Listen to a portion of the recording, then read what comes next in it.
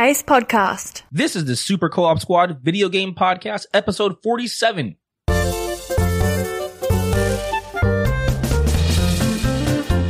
On today's show, we're going to discuss the recent Nintendo Direct stream and all the upcoming games and product coming from Nintendo. We're also going to talk about Star Wars Episode IX, that's 9, and its choice to return to a director familiar with the franchise. And also this week, we'll wrap things up with an opinion piece. Are we currently in the golden age of pop culture? And what comes next if we are, or if we're not? And of course, since we love games, and you do too, we have our gamer trivia, name the game, and fan favorite segments to spice things up. Hey guys, welcome back to the Super Co-op Squad Video Game Podcast. I am your host, Johnny Mack, and I'm here with my friend, not late, but great, Garrett Laney. I was late today. He was late today. We've all been late, so he gets a pass. And my other good friend, Brokeback Joshua Gerard. No, not on the mountain. Not that type of Brokeback. Joshua has been having some extremely chronic back pain. What? Not that type of chronic either. Over the last several weeks, guys. So, shoot some positive vibes his way because he's hurting right now. Yeah, bear with me, guys. The man has been working. He's been doing all his stuff. He's been putting in the work on the podcast, his regular day job, and he's here literally sitting on a pillow cushion so he doesn't have to have it on his back. Doctors say they'll heal him if he can get 1,000 likes. I should post that up on social media, right? You're gonna be broke for a long time. The most likes I've ever had, and hopefully I feel better about it. No, I'm feeling all right. Glad I can make it here today. Good, man. We're glad to have you as always. So we are the Super Co-op Squad, guys. You guys know who we are. Every week we get together. We have fun talking about games, movies, comics, podcast stuff, just life, fun stuff in general, guys. And we chop it up. Before we get into our content, this is your spoiler warning. All right. If you don't want to know what's going on, pause, go ahead and click on the details description of this episode. You can click the link there to take you right to our website, and the show notes themselves. You can read through everything we're going to talk about, and you'll know beforehand and where to skip past if you need to. And we're serious about spoilers. We're going to have our terrible spoiler coming up right now. So again, pause if you don't want to know this terrible spoiler. They don't know what it's about though yet. Well, so they don't know if they need to skip it or not. It's too bad for them. I guess you could say they would need a sixth sense. That's right. So if you've watched The Sixth Sense, you already know. But if you haven't watched it, the movie's about a kid who sees dead people. And it turns out Bruce Willis's character is dead the whole time. No! Really.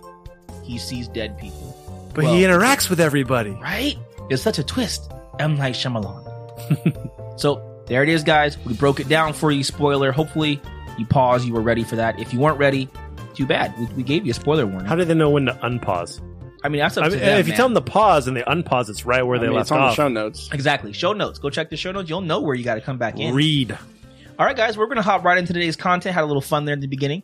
Nintendo Direct highlights. So I know, Joshua, you were very excited personally, and Garrett, I'm assuming you were as well, on some of the things that we found out from Nintendo.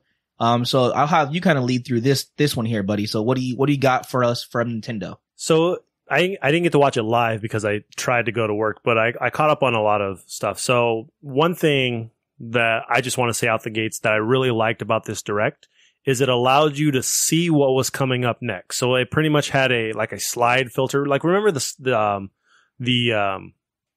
old Xbox 360, what was the dashboard called? The blades. Yeah. So they essentially had blades. They had horizontal blades, and it showed you what was coming up next.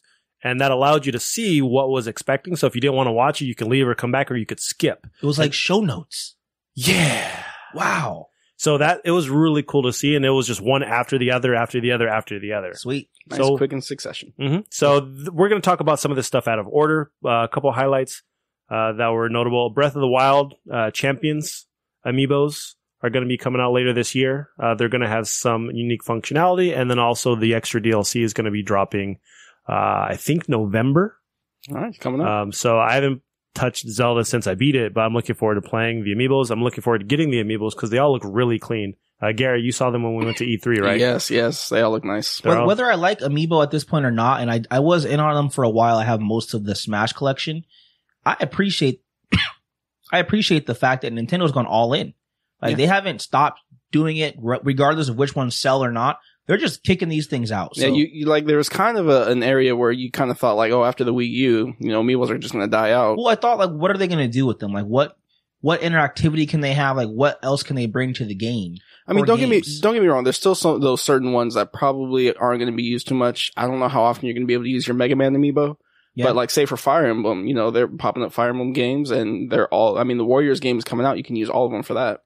Yeah, I just like the fact that they've gone all in. Like, it wasn't just Smash Brothers, and then the Animal Crossing ones didn't do nearly as well as Smash Brothers. That was kind of the next line. Then they had the Mario Party ones, and those didn't do as successful as the Smash Brothers ones, but they're still going. They don't care. That's good. I like that. Yeah, and they're not leaving out older ones. Like, you can use some of the Mario Party amiibos in Mario Odyssey. Yeah. And some other stuff that they're going to do going forward. And of course, they can work for 3DS games on the new Nintendo 3DS system. So we'll see where they go with that. Nice. So Square Enix has 2 RPGs coming up. One of them, which is going to be Project Octopath Traveler. Yeah, this looked interesting. I didn't write down what they call it. It's essentially a 2.5D game with 3D like shading. It's a 3D world, but it's 2D fighting. Right. It looks great. They released a demo on it. So Octopath, Octo being 8, there's 8 stories, 8 characters, and they haven't told us if you're playing 8 different individual stories or if they're all going to link together and you just play one character and you just switch them out throughout the story.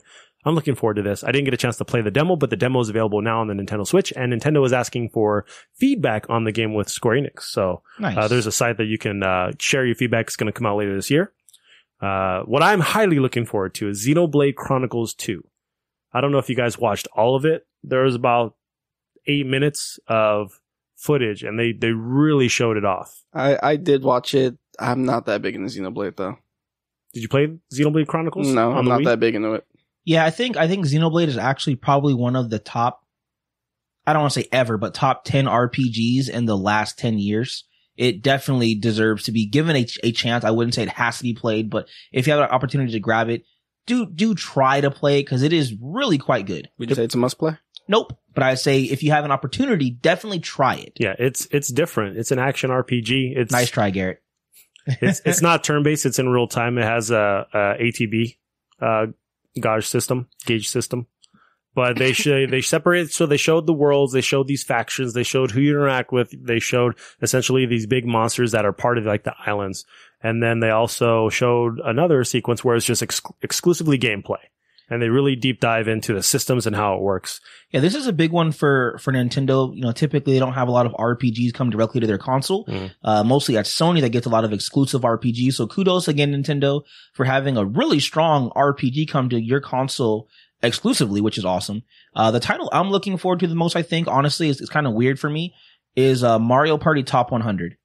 I think that game looks really cool. Just, having the best mini games from Mario Party's entire history all rolled into one title. That would be a lot of fun. It's for the 3DS, not for the Switch. Right. At least not yet. Yeah. One thing I really like about it is that, you can have a group of 4 and only one person needs a game. Yeah. Download play. And everyone else can do download play. I love when they do that. Just buy one copy. Did they say that all 100 games are available via download play? Because usually it's like a certain number. I mean, I would imagine with the game, the way it sounds like you can fully play all 100 of them. I hope so. The only thing I don't really like about it, like I think it's a great idea, but I'd rather just. I also want to play Mario Party. I want to hit the dice. Yeah, hit the board games. Yeah. This is it's essentially just a mini game bonanza. Which games is like still cool. Fusion Frenzy and oh man, other games like that. Yeah. And I wonder who had to curate the list. You know how many Mario Party mini games there are across almost 15 Mario Party games they've ever made? I would imagine there's a couple surveys. Yeah, they must have had someone internal put together something. That's pretty cool. And Garrett, I know you've got to be happy with an Ace Attorney, right? Coming up. It's a remake, right? But it is not a remake. No, isn't it Apollo Justice? It's Apollo Justice, but it's. I believe it's continuing, or it's him. I think Phoenix Wright's on trial or something like that, and he has to defend him. That's interesting. That's what I'm getting out of it anyway. Okay. So it's a kind of a remake, but with added stuff. Because Apollo Justice came out on the DS. Yes, right? Originally. Yeah. Mm-hmm. So it's not just a kind of a reboot. As far as I know, no. But I mean, it's Apollo Justice. To be fair, I'm much more into the Phoenix Wright series than the Apollo Justice. But cool to see him back. Yep. That's not the one I'm excited for, though. I know the one you're really excited for. As long as you know. I know. You want to tell everybody? Yeah. Okay. Your turn. Again. I'm super excited for Fire Emblem Warriors. Yeah. It's one of those Muso games, Dynasty Warriors, where you're just fighting thousands and thousands of armies and then soldiers. But now it's with Fire Emblem characters. You get each Fire Emblem character has their own style of fighting, has their own power-ups. And if it gets anywhere close to the DLC that Hyrule Warriors got, this is going to be a fantastic game. Yeah, they have a lot here. I mean, if we look at this Nintendo Direct, kind of bring things back around, they had content for their just crazy popular Zelda game, Mario Party's in the mix, Ace Attorney, the Phoenix Wright series, Fire Emblem, Mario and Luigi, Professor Layton, 2 Kirby games, new 3DS XL and 2DS XL variants. Systems, yeah. They came just knocking it out the park with this Direct. Yeah, there's essentially something for everybody. We haven't even talked about the 2 shooters that they announced, the arcade archives we're going to touch up in a second. Actually, let's talk about what the big shocker was. We'll talk about real quick the big shocker. So with Bethesda, they showed off some Skyrim stuff. They have a release date for that. But also they announced Doom and Wolfenstein 2 are coming out on the Switch. That is big. Like, really? That's huge. We're getting mature games now? Yes. I mean, Nintendo, it's sad to say, but they've had a change in leadership, whether, for good or bad, but it seems like that change in leadership has been very open to partnerships with other people in the gaming industry. And I think it's reaping big rewards for Nintendo. That's really good. Yeah. And so far, the thing that I think some people might have been afraid of was maybe Nintendo opening up to other third-party, partnerships might have hurt them with their first-party content, and it has not been the case. No, they're killing it with first-party. Yeah, Odyssey, Zelda, they're doing a damn good job. Yeah, Nintendo. Yeah. So, and this is the missing link. Haha. I did it, guys. All right, let's switch to another topic. So how do you guys feel about the Nintendo Direct in general, altogether? It was really well put together. Yeah. Again, I like how they really made it quick. They made it easy. You jumped right into it. They pulled no punches. And they say everyone that was worried about third-party stuff, anyone that's worried about first-party stuff, this is what we have to offer. No virtual console. They did show arcade archives, which is a bunch of original arcade cabinets that are getting ports that have never been ported to a console before. So there's that. But besides the virtual console, we got everything else we wanted for news. Yeah, Nintendo, you're doing a really good job. I like this Direct. I just hope some of this stuff comes up in the next 6 months. I don't want to wait a year for the fruition of what you just discussed, in this last week. I want these games in the next 6 months or so. But great job. They announced Holiday. Yeah, half of this stuff is coming out this year. We'll see. No, they have dates for a lot of this stuff. That doesn't always mean it will come, but I agree. They have dates, which is good. But yeah, I like this. I like the fact that they had a lot of different games come up, a lot of third-party support, a lot of first-party just, returning games. They're just keeping everything in the mix. There's, like you said a few minutes ago, Joshua, there's something for everyone. So great job. Yeah. Last thing I want to mention, they showed off a lot of new Mario Odyssey stuff. I think they showed nipples. Mario. They showed Mario without a shirt on, so he does have nipples. That has been confirmed through the picture. Mario nipples confirmed. Yep. All right, so I'll be really quick here before we get your summation, Garrett, of it. But no on the Mario thing. Mario is supposed to be a portly plumber. In all the games, he has a belly. Where did his belly go? He still has a belly. No, he doesn't. He sucks it in. That picture, that screenshot of him running on the beach, he definitely had no belly. Let me ask you, who's going to have a belly after all the triple jumps he's doing, all the running around he's doing, backflips in the games? Don't make him have a belly with his overalls, sliding on his stomach. The man does nothing but run. I'm just saying that jump. In the games, he has a belly. Even in the last game, his name's Jumpman. What do you think of the Nintendo Direct, Garrett? I think it's good. Not really much to add on to that you both have said. It was fun. To me, Nintendo Directs always are.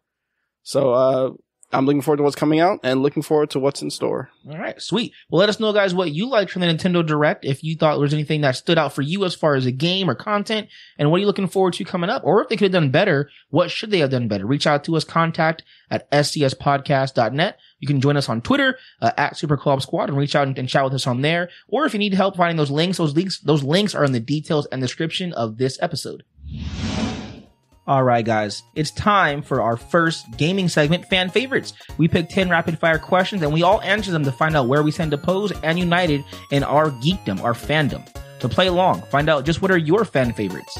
So, Garrett, you had the picks today. What you got for us, my friend? Okay. All right. So I want to bring things back a bit. We've been getting crazy. We've been, asking for leaders of groups and then they die. And so we get the other person. We've been doing, we've gotten a little bit out there. So I just want to bring it back to simpler times. Okay. This is strictly just cartoon duos. Cool. Pick your favorite. Pick your favorite out of this group, out of this duo. Yep. That's literally it. Okay, sweet. Let's do it. First up, Norbert or Daggett from Angry Beavers. Daggett.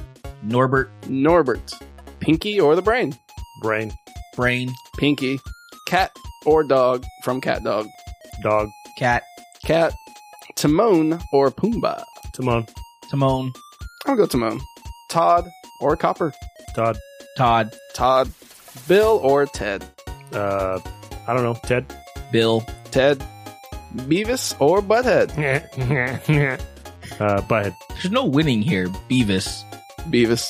Rocky or Bullwinkle. Rocky. Ren or Stimpy. Ren. Stimpy. And Cow or Chicken. Cow. Chicken. Cow. All right. This is talking 90s. going to be interesting. Telling you, simple.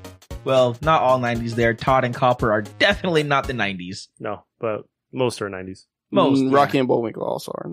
Yeah, they're old. Further back than most are 90s. Okay. Let's break it down. First up, Norbert or Daggett? It's been so long since I've seen Angry Beavers, but isn't Daggett the one that's always in trouble and always making up the jokes on the back end? Yeah. I couldn't tell you one thing about this show.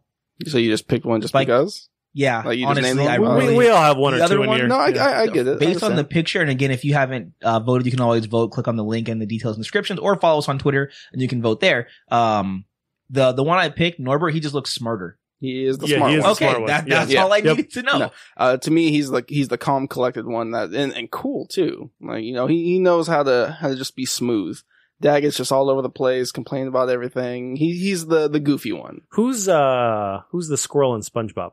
Sandy. Yeah, so Norbert's like the Sandy of the SpongeBob world, and Daggett's kind of like everybody else. Yeah, Patrick SpongeBob. I'm a fan of Sandy Cheeks, the squirrel. Oh, is it a squirrel? Yeah, specify. Yeah, her name is Sandy Cheeks, the squirrel. Okay. All right. Next up, classic Pinky and the Brain. Brain, dude. Like Pinky, I'm not even gonna imitate his honk. Narf. Yeah. Brain is just sorry, Rob. Very competent. Just knows what he wants to do, and he's just out to get the world every day. He's a genius. That's enough to be said right there. Such commitment. And Pinky's a doofus. He can't quite get it done though, can he? Right. Okay. Not for lack of trying. While Brain is scheming and working hard, trying to get plans to take over the world. You know what Pinky's doing? Just living life. Just having a good time with his buddy Brain. Like Dee Dee? Yeah, like Dee Dee. But dumber. Yeah. Which is, I guess it's like the classic kind of flowers for Algernon type thing. Do you want intelligence and then all the problems that come along with it, or simple stupidity and just peacefulness? Carefree. Yeah, carefree. Did he just make a reference from I don't know how long ago? Flowers for Algernon has been a while. Oh my gosh, it's literature. Yeah. All right, and we forgot something. Oh, we forgot the vote. Yeah, so going back real quick, Oopsies. Norbert and Daggett, it was split 50-50 amongst our listeners. Damn. Yeah, Pinky and the Brain. That means Norbert wins. Right, because he had the split between us. We were a tiebreaker.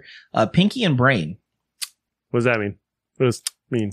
Pinky took 62% of the votes. My man. The other 38% was old Brainiac. Well, Brain. Brainiac wasn't a part of this. Yeah, totally different character. All right, next one. All right, Cat Dog. Cat Dog. I didn't watch either, but dogs are cooler than cats. Didn't watch it either. It's one of those stupid Nickelodeon shows. You know about the Greasers? I wasn't a fan of this show, but Winslow? The cat was the smart one again, right? So the cat was the collected one trying to keep things neat. Yes. But, that comes with its own problems. Cat gets my vote, even though sadly I don't like cats, but whatever. So, I mean, Cat Dog, I went with Cat. I mean, then honestly though, if you go with one, they're connected. You're getting both. Yeah. But, This is, you know what? I just realized Cat Dog is the precursor, the original human centipede. This is where the idea came from. It is not. It is. Some 15-year-old watching this show later went on to go work for Lionsgate and then created human centipede. I don't think pretty sure that's not that happened. Well, all I know is that if one of them eats, where does it go? It goes out the other one's mouth. Not into the other one's mouth. Out the other one's mouth. Close enough. He got inspired from it. I didn't say he ripped it off. It's kind of like, you eat a taco through your butt and then you poop it out your mouth. I don't know if I wouldn't want our intestines to work that way. Gosh. All right. Well, interestingly enough, Tom, it was a pure sweep. Dog took all the votes. All of them. All of them. Room. Cat didn't get no votes from anybody. Except for you guys. Dang. So, interestingly enough, yeah. All right. Well, sorry, Cat. Pour one out for you. Next up, Timon or Pumbaa? I mean, again, smart one. Timon. Is he the smart one? Because he literally just takes everyone else's idea. Yeah. That's there's a smart. that. That's a smart man. That's not That's his literally idea. how That's Facebook got created. That's not his idea. But we look at Mark Zuckerberg. That and makes look you at an him now. entrepreneur. That doesn't make you smart. He was smart enough to steal the idea. Mm. And then also, Timon's got some pipes, man. He can sing. Yeah. Well, I mean, Nathan Lane. Yeah. Pumbaa's just a dirty pig. Yeah, but, I mean, he's the Slimy. muscle. When you need things done. Yes. He was farts the all the muscle. Who time. did he fight? Huh? Hyenas. Who did he fight? He fought some hyenas. So did Timon. Timon did not fight hyenas. He was there. Timon sang. He was there. Yeah. He ran into a cage. Which Yeah. I said, don't eat me, don't eat me, don't eat me. Yeah, he fought. He So, fought with his legs. He ran away. listeners, 62.5% of our listeners chose Timon, and Pumbaa took 37% No, of it's the votes. Pumbaa. Uh-huh. All right. The tearjerker. Todd or Copper? So, first of all, they'll always be friends. We'll Forever. always be friends Until they're not. until one They gets ended shot on a good note. by never speaking to On each a other. better note. On a mutual I agreement. wouldn't say a good note. Mutual agreement to agree to disagree. To not kill each other. Right? Yes. Pretty much. Yeah, Todd's just cooler, man. I like foxes. Yeah. I like foxes as well. Todd is just my favorite character out of it. And, I mean, yeah. I mean, he could have had a better name than Todd, but. I mean, and you know what though? Just because none of us Cute. chose Copper, Copper's awesome. Yeah. No, he Copper's is great. loyal. He is steadfast. He's a fighter. He's brave. Oh, he's not loyal to his master. He was. Was for Yeah, then he would have got that fox. He did. He went after he was going to kill his friend. Yeah. And in the end, Todd saved him at the risk of his own life. And then Copper realized it's not worth it. It's not worth it. Like we nearly burned the forest down. for this. Everybody gets one. As a matter of fact, at the end of the movie, the fire was still raging. Yeah, no, it's fine. That's fine. They're No. friends. Unresolved. Plot They're thread. rivals now. So 75% chose Copper. Okay. People like dogs more than anything else. That's 25% chose Todd. So dang interesting, right? Dang. That's rough. Yeah. Rough on Todd. He was kind of a jerk. Todd? A little bit. Todd was the jerk? He got Copper in a lot of trouble. He really did. I He mean, knew it the takes rules. two. No, it doesn't.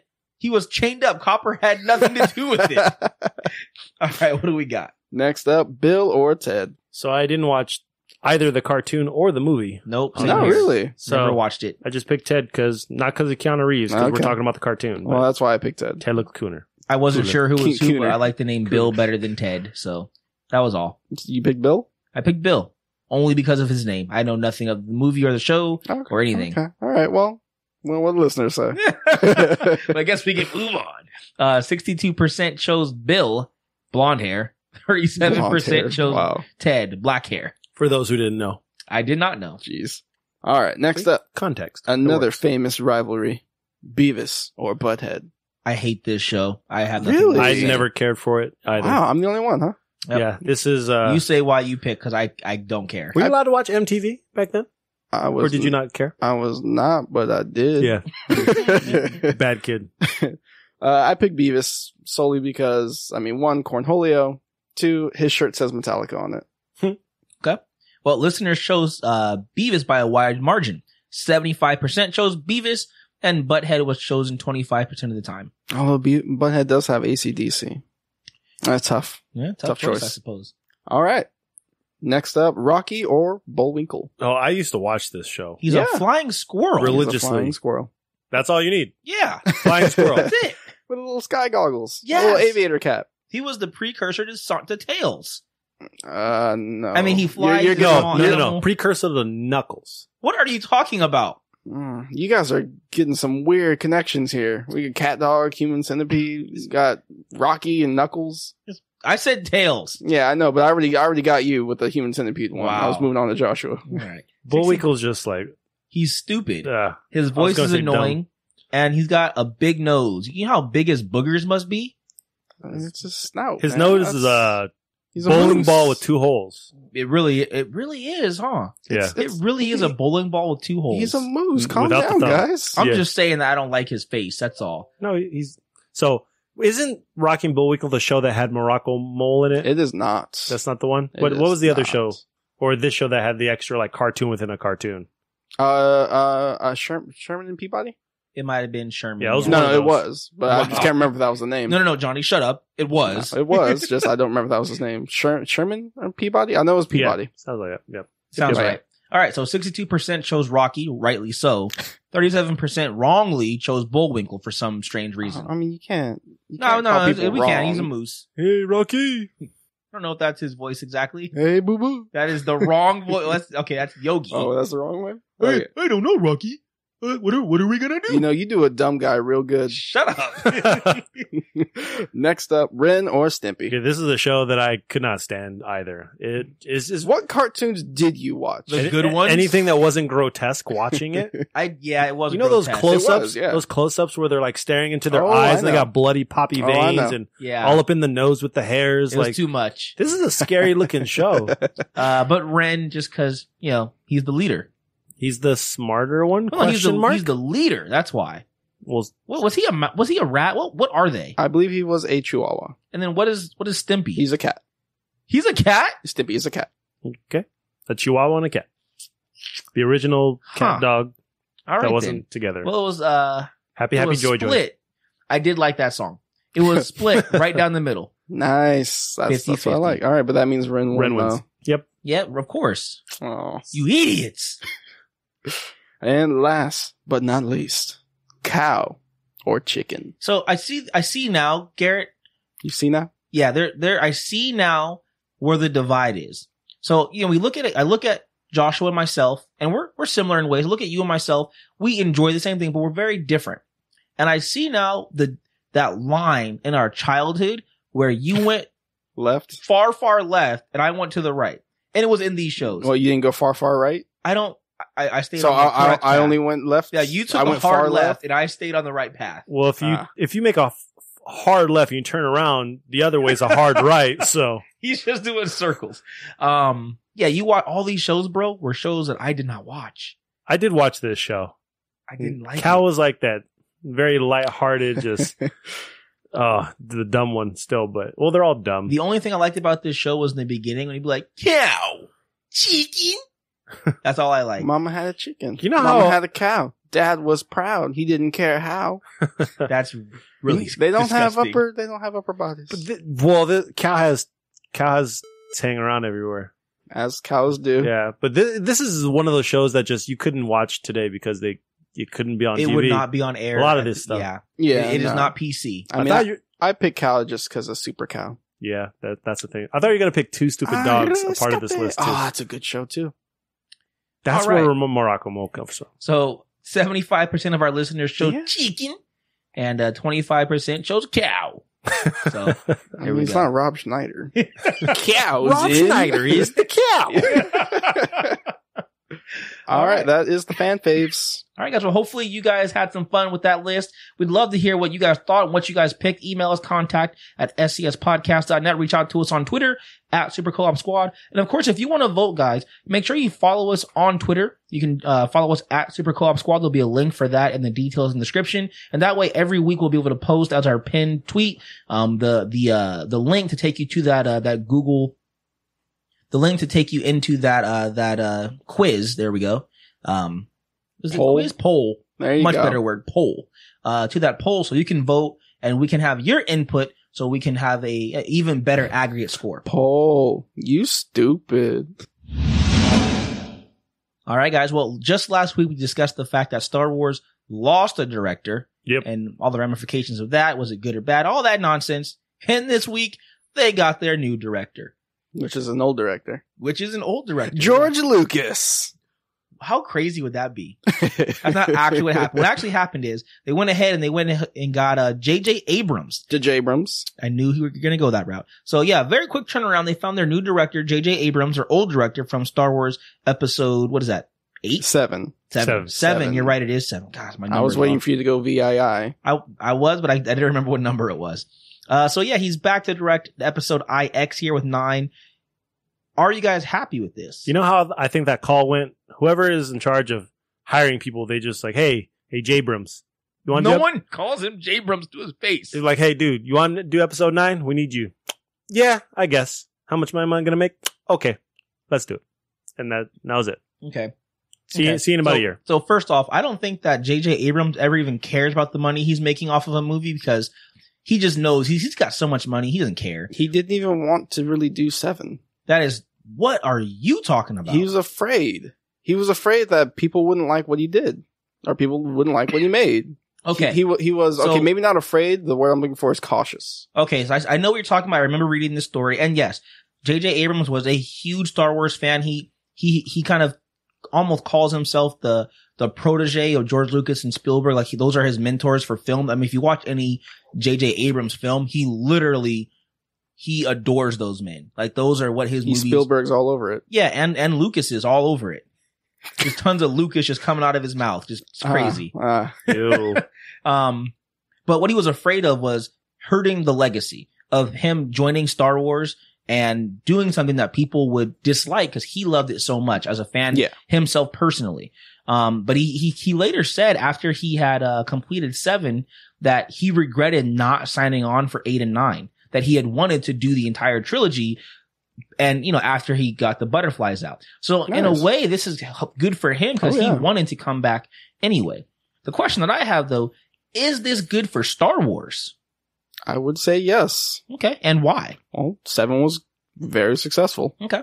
Now, go ahead. You got anything, Joshua, before I come back? I was going to say the same thing. I think it's good because not only is it someone that is already connected to the franchise, both as a fan and someone who already directed it, but the fans liked episode 7 minus the fact that everything in that movie was a callback. Yes. Yeah. Absolutely it was. So, I think it's good to essentially have him go forward and do this movie. What I think is going to be interesting is how do you follow up and create something in episode 9 when someone else is doing something in between episode 7? Well, that won't be a problem because whether people know it or not, and you guys might not know this, George Lucas did not direct all 3 of the original films. 4, 5, and 6, he did not direct all 3. He directed 1, 2, and he directed 4. Phantom Menace. Shut up. He directed New Hope. He directed Empire Strikes Back. He did not, from what I recall, he did not direct Return of the Jedi. So someone else did the same thing that, that J.J. Abrams doing. The question I have. From what I understand, there's a general idea of what's going to happen already. Throughout 7, 8, and 9. That story is already spoken. It's just how it's going to happen. Correct. Really. And Rian Johnson even had partnered with J.J. Abrams while J.J. was making 7 and asked him to shoot a few things to place in 7 in preparation for him making episode 8, which is crazy cool. Practice. So you, just a second ago, Garrett, you had talked about the fact that you thought it was a good idea for him to bring, Abrams back because he had made 7 and it was received very well. It was very successful. Yeah, I do want to stress that it's not success. I'm not saying successful because it was good and everybody loved it. I mean, it was the next Star Wars movie. People were going to see it anyway. It was going to be successful no matter what happened in it. Okay. Well, do you mean success as far as critical acclaim or money as far as box office success? I suppose what I'm thinking is, box office. Okay. So for money. So for me, the thing I think about, like you just said, people are going to watch it no matter what. As far as box office success, it's never an issue. Even episodes 1, 2, and 3, they made massive amounts of money. But when I look at J.J. Abrams as a director for Star Wars, I don't see him pushing Star Wars into the next level. And what I mean by that, I talked about it before. I want to see Star Wars be what it was in the 70s and the freaking 80s. I want it to be like a cultural phenomenon, a movie so good and unprecedented that it changes and it not controls, but it adapts what we now going forward do for science fiction and pop culture. And Star Wars in the 70s and 80s did that. And I don't know if it's doable to do now, but I do know that Abrams is not the guy to do it if it is possible. Why? Because all he harkens back to are guys who came before him. He's not bringing new, fresh ideas. And that's what scares me. Yes, will it be a fun, good movie with him? Probably. Will it be the epicness that I want it to be? Most likely not. I think that's a tough criticism. I think you have put Star Wars so high up on this pedestal that no matter what happens, you're going to be disappointed. See, okay, I won't be disappointed because I did enjoy 7, but I don't think that's the case. I don't think I would be disappointed. I look at all of his work, and all of his work is based and predicated off other people. When I look at Super 8, when I look at Star Trek. Yeah, Star Trek. We'll come to that in a second. When I look Super 8, Star Trek. What's the other one he did? Was Super 8 J.J. Abrams? Yes, it I was. thought it was Spielberg. No, it was in partnership with J.J. Abrams. What's the one that he did? The horror one with like the aliens? District 8? District 9. District 9. Did he do District 9? Yeah, that was J.J. Abrams. I like that What's the one? There was another one with like the monster one, like the monsters from space. They just had like a remake not a remake. They had like a side movie come out where it had John Goodman like in a bunker. Cloverfield. Cloverfield is also J.J. Killer Clowns from Outer Space? No, Cloverfield. All of these movies that he has done, they're based on other people's movies from the 80s and the 90s. That's what I'm looking at. And I think that when I look at Star Wars from the 70s and 80s, it was made by an independent film director who did whatever the heck he wanted to, regardless of what anyone thought. His ideas were what he put into it, writing, directing, everything. And of course, people helped him, but he did not give two craps on what the big conglomerates thought. He did his thing. And J.J. Abrams will not do that. J.J. Abrams works for Star Wars and Kathleen Kennedy, who's the head of Lucasfilms, because he will work within their system of what is expected. And he will not push the envelope. He will not say, you know what? We're doing this because I think it's a great idea and I want to push Star Wars in a new direction. And that's what I don't think I'm going to get from him. Okay. I mean, do you think that fair. We will, or? I think there's definitely a chance to. I mean, there's always the saying you can't teach an old dog new tricks. And that's that old. Well, based on what you're saying is all the big movies that he's done recently are based on what other people have done. So there's no new take just as a whole. What I do think can happen though is you look at episode 7 and as good as that movie was, I was actually shocked they were able to put in so many tie-ins to callbacks. Like almost everything was a callback. And if you look at episode 8, there's a lot of unknown stuff that we want. You know, who are Rey's parents or what's Luke going to do? And like, who's Snoke? To be fair, 7 was the same way before it came out. Nobody knew much about 7. It's true. True. But then when you watch, you're like, oh, it's a callback. Oh, it's a callback. When you watch it. So 8 could be damn near the same thing. Yeah, but it also could be the complete opposite. And that's why I'm saying that it could be, you know, something that leads into a new direction. And if 8 is a new direction, then Abrams essentially has to leech off that, because you don't go from 7 to being all callbacks to episode 8 being everything entirely fresh and new that you say you want. He has to build. Yeah, he has to push forward. He can't just regress after we go in the opposite direction. Yeah, so I see your point. I mean, that's actually a really great point, because whatever, like you said, whatever's set in motion from 7 to 8 into 9, which he is helming episode 9, there's no control in the sense that he can change the story. Whatever's set to 7 to 8, it's done. Episode 8, the movie has been filmed for like over a year now. It's set. So whatever happens in 8, he has no choice but to run within 9. Mm-hmm. So even if he had the idea to want to be very drastic and change, he would still be kind of bound by the things that have already taken place. So my last question for this before we kind of move on, with Star Wars as it is now, is it worth it to even like ever try to push the envelope? Like, not only from the bounds of success, because I don't think, no matter what happens, I mean, unless they just have something horrible, the movie's going to be a box office success. But does it need to push the envelope, or should it stay kind of within the bounds of what we know and just continue from there? Well, that is I think a big question, because you have the one point where you're going to make money anyway. Play it safe. Just have something that people will enjoy and do it. Then there's the other way where you can take risks. Bring something new. Last time I think somebody brought something new for Star Wars. That's when we got was it prequels? Misa Jar Jar Binks. Yeah. So I think like people are afraid of risk when it comes to this giant, IP. So it's tough to say if it's such a slippery slope whether it'll be successful or not. Okay. Where you can go for the safe thing, make the money, but you don't, as you point out, make those strides. You don't make anything impactful. Okay. Fair enough. It could go either way. It's definitely a safe bet to keep it as it is and not take any risks. But to kind of pull a little bit for what I feel from Rogue One, we already know the story. We know it's continuity, but what they did was they created a story that wrapped around characters we didn't know about, probably have never heard of for the most part. And they made it where it felt a little dynamic and you felt the pressure that they have to take care of this one mission. And it made something new in a very familiar story. But now we have something new in a story. Can we continue to go forward? I think they should. I think they should do something new and take a risk on it, because the only thing you have to lose is what a quote unquote bad Star Wars movie that's still going to make millions of dollars. Right. I think you should take a chance and wow us or surprise us with something that's going to blow our minds, or you imagine it's going to blow our minds. I think it's worth taking the risk. All right. You guys are going to be very shocked with me on this one. Johnny doesn't want an episode 9. He wants it to end at 8. He wants it in at 7. I agree with you, Garrett, on that last point.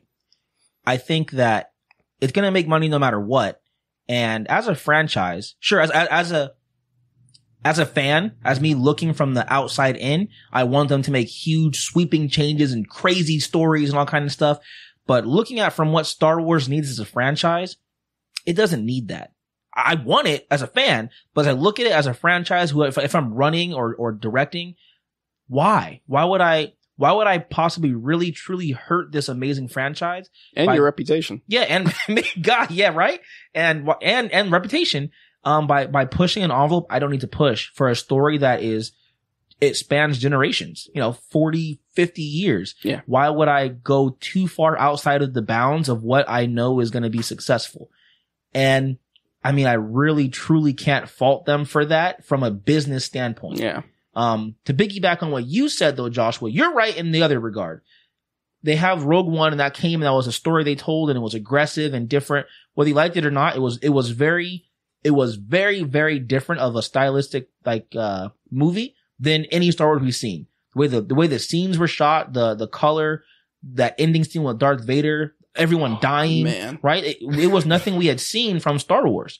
So I feel like they can make those changes with those Star Wars stories and do the things that I'm asking them to do right now, but still keep Star Wars numbers the safe bet. I don't know how you guys feel on that, but I don't know. That's slippery slope. It is a slippery slope because you can mess up and you can take this thing that was the greatest of all time and trash it. So I guess we'll have to see what they do. Or people can think 8 is really bad and then he fixes it with 9. It's possible.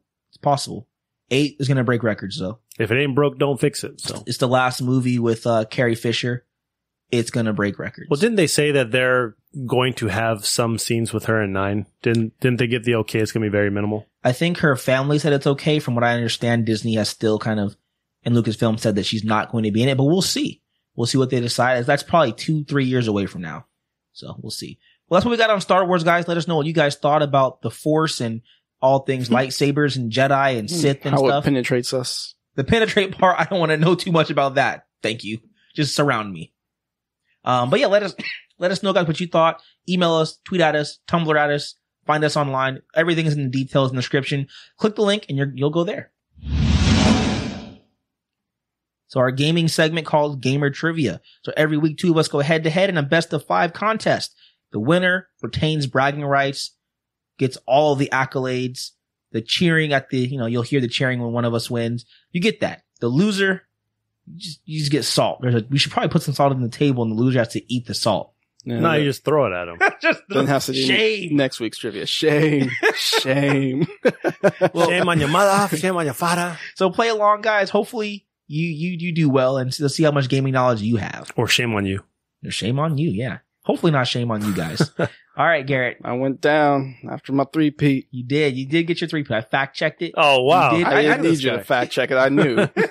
I did fact check it though, and you did get your 3-peat. Mm-hmm. So, what do you got for Joshua and I? Well, Johnny, you're probably gonna be mad and or disappointed. I swear, if this Johnny, is you went Disney trivia. No, Johnny, you went back to the old one of your first trivias. Joshua, you went back. I hate you guys. What was one of your own first trivia trivias? I don't know. Was it Disney? It probably was something Disney related. Nope. Do you want to keep guessing? Just go. All right. This will be. I like hints. I know. Game Boy trivia? We don't need another Game Boy trivia. If it's NES trivia, No, you didn't do it. Close. Not really. Pokemon trivia. Oh, sweet. Pokemon was the first I love this. Yeah, That's remember right. I did He was the data reading on the... entries? Yeah. Yeah. You doing data entries again? Nope. Good, This time 'cause it's you- actual questions. Oh, because I didn't play anything past Gen 2. So. That's yo bad. This is mostly the show. Okay, Ah, interesting. The beginning. Damn. So, I mean, hopefully you watched at least the first 4 episodes. You'll be fine. You know how long ago that was? Question number 1. Are you a boy or a girl? Just kidding.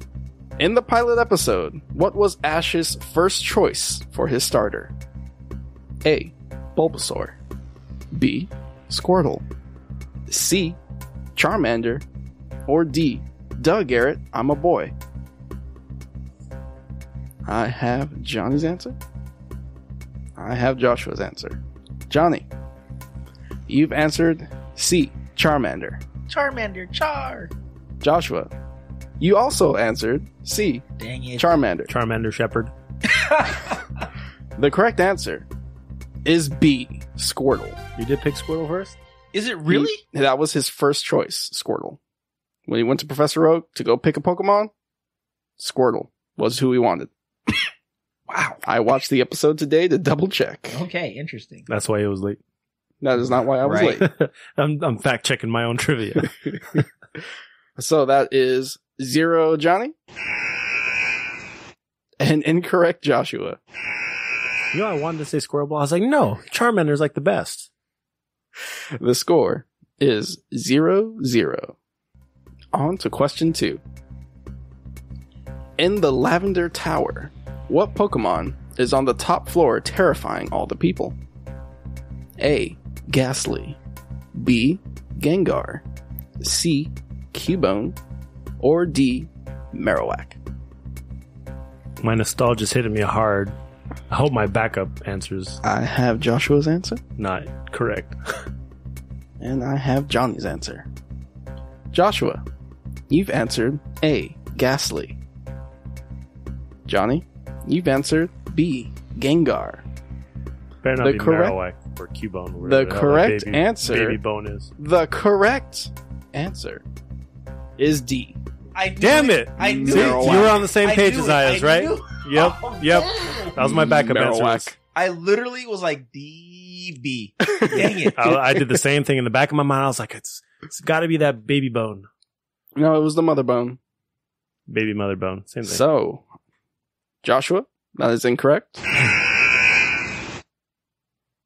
Johnny, also incorrect. The score is still 0-0. All right. It's gonna be one of those. Maybe. Fun fact number 1. Yay! Rumors started circulating that in the original Pokemon Red and Green, only released in Japan, the song that played in Lavender Town had children committing suicide. With its eerie tones and haunting setting, the rumors aren't too far-fetched. See, I did that? I did. Gotta catch them all. That's a Pokemon. All right. Moving on to question 3. What was the first Pokemon Ash caught? A. Pikachu. B. Pidgey. C. Weedle. Or D. Caterpie. Johnny's thinking long and hard. I'd be so have upset Joshua's if it's answer. my second pick. I see. have Johnny's answer. Johnny, you said D. Caterpie. Joshua, you said B. Pidgey. One of us is right, one of us is wrong. The correct answer Watch us both be wrong. is D. Damn Caterpie.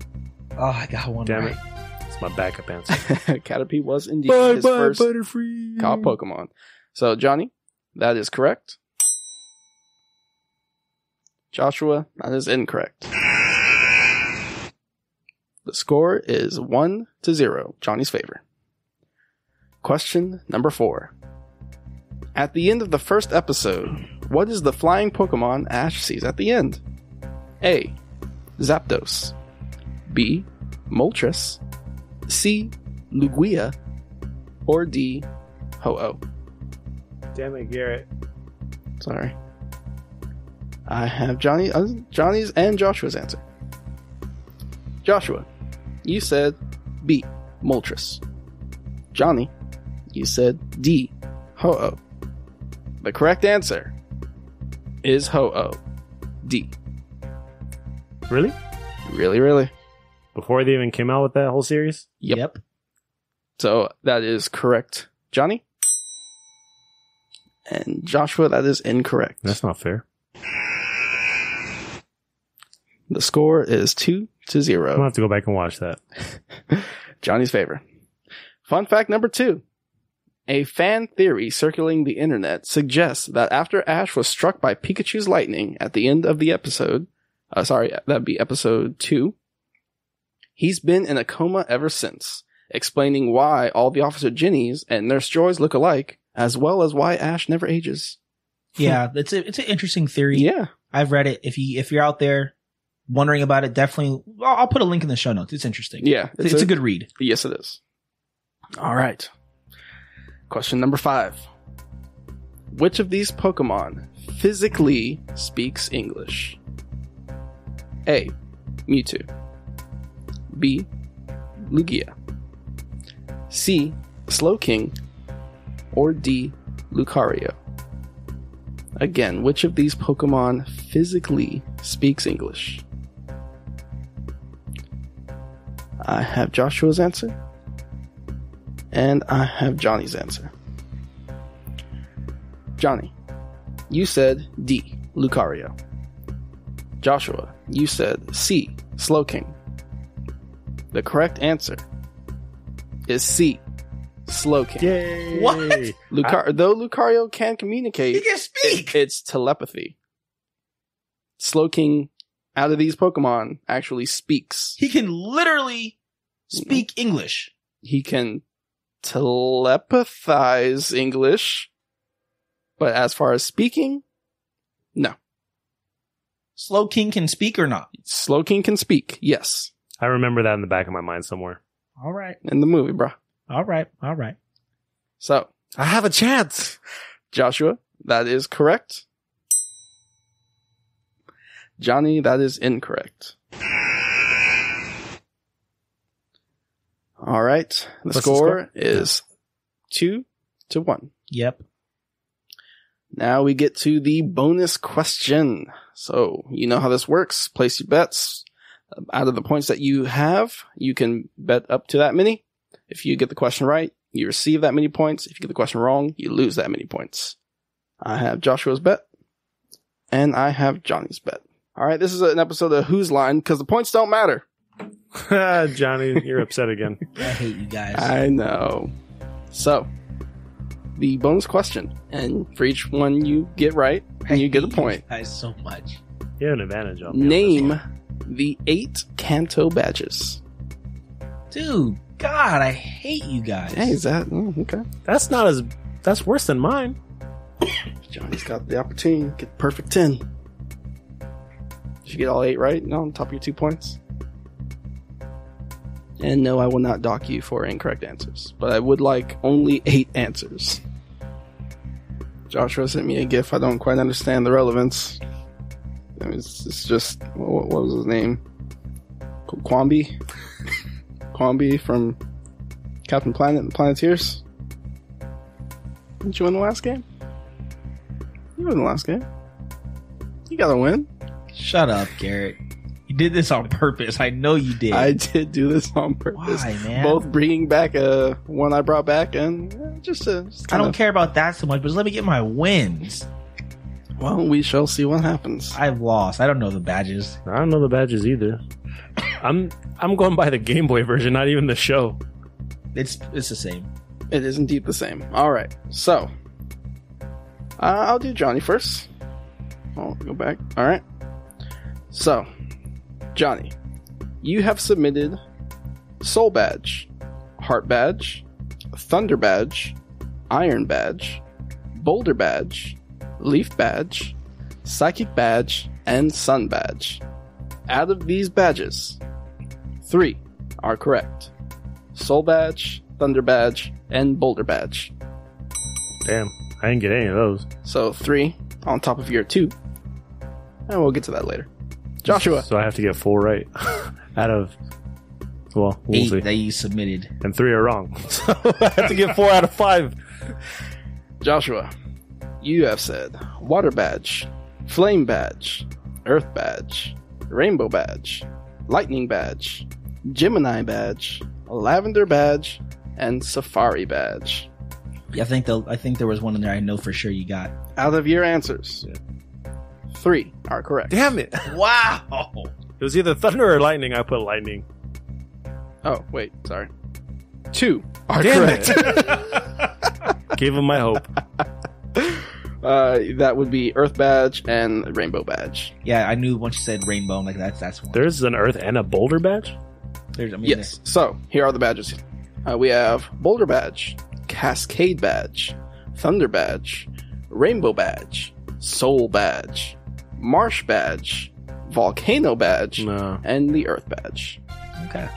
So, say that word badge enough and it just doesn't make any sense. Yeah, it doesn't make any sense anymore. Badger. Badger what? All right. So, Johnny, you had 3 correct, yes. I believe. So, on top of your 2 points, brings you up to 5. Joshua, you had 2 correct. On top of your 1, that brings you to 3. Mm-hmm. So, Johnny is the winner. Yay me. So, it wasn't too bad. Wasn't too tough. It was okay. Gotta catch them all. Got you guys thinking about some of that older stuff. You're like, I don't remember that. Really, it was, I was old. Trip down nostalgia. That sent me back. Yeah. Right. Well, hopefully you guys did well in Gamer Trivia and can name some of them badges, because that was definitely a hard one, man. Hey, squad mates. Thanks for joining us for another episode. If you're enjoying this as much as we are, let your friends and family know. The more people that know about us, the more fun we can have. So we're going to have an Nice. Right? So we're going to have an opinion piece. Is this currently what we're living in right now, the golden age for nerds and gamers and just pop culture in general? So more than at any other time in pop culture history, for nerds, geeks, gamers, we are all accepted by society more and just generally just liked more than at any other point.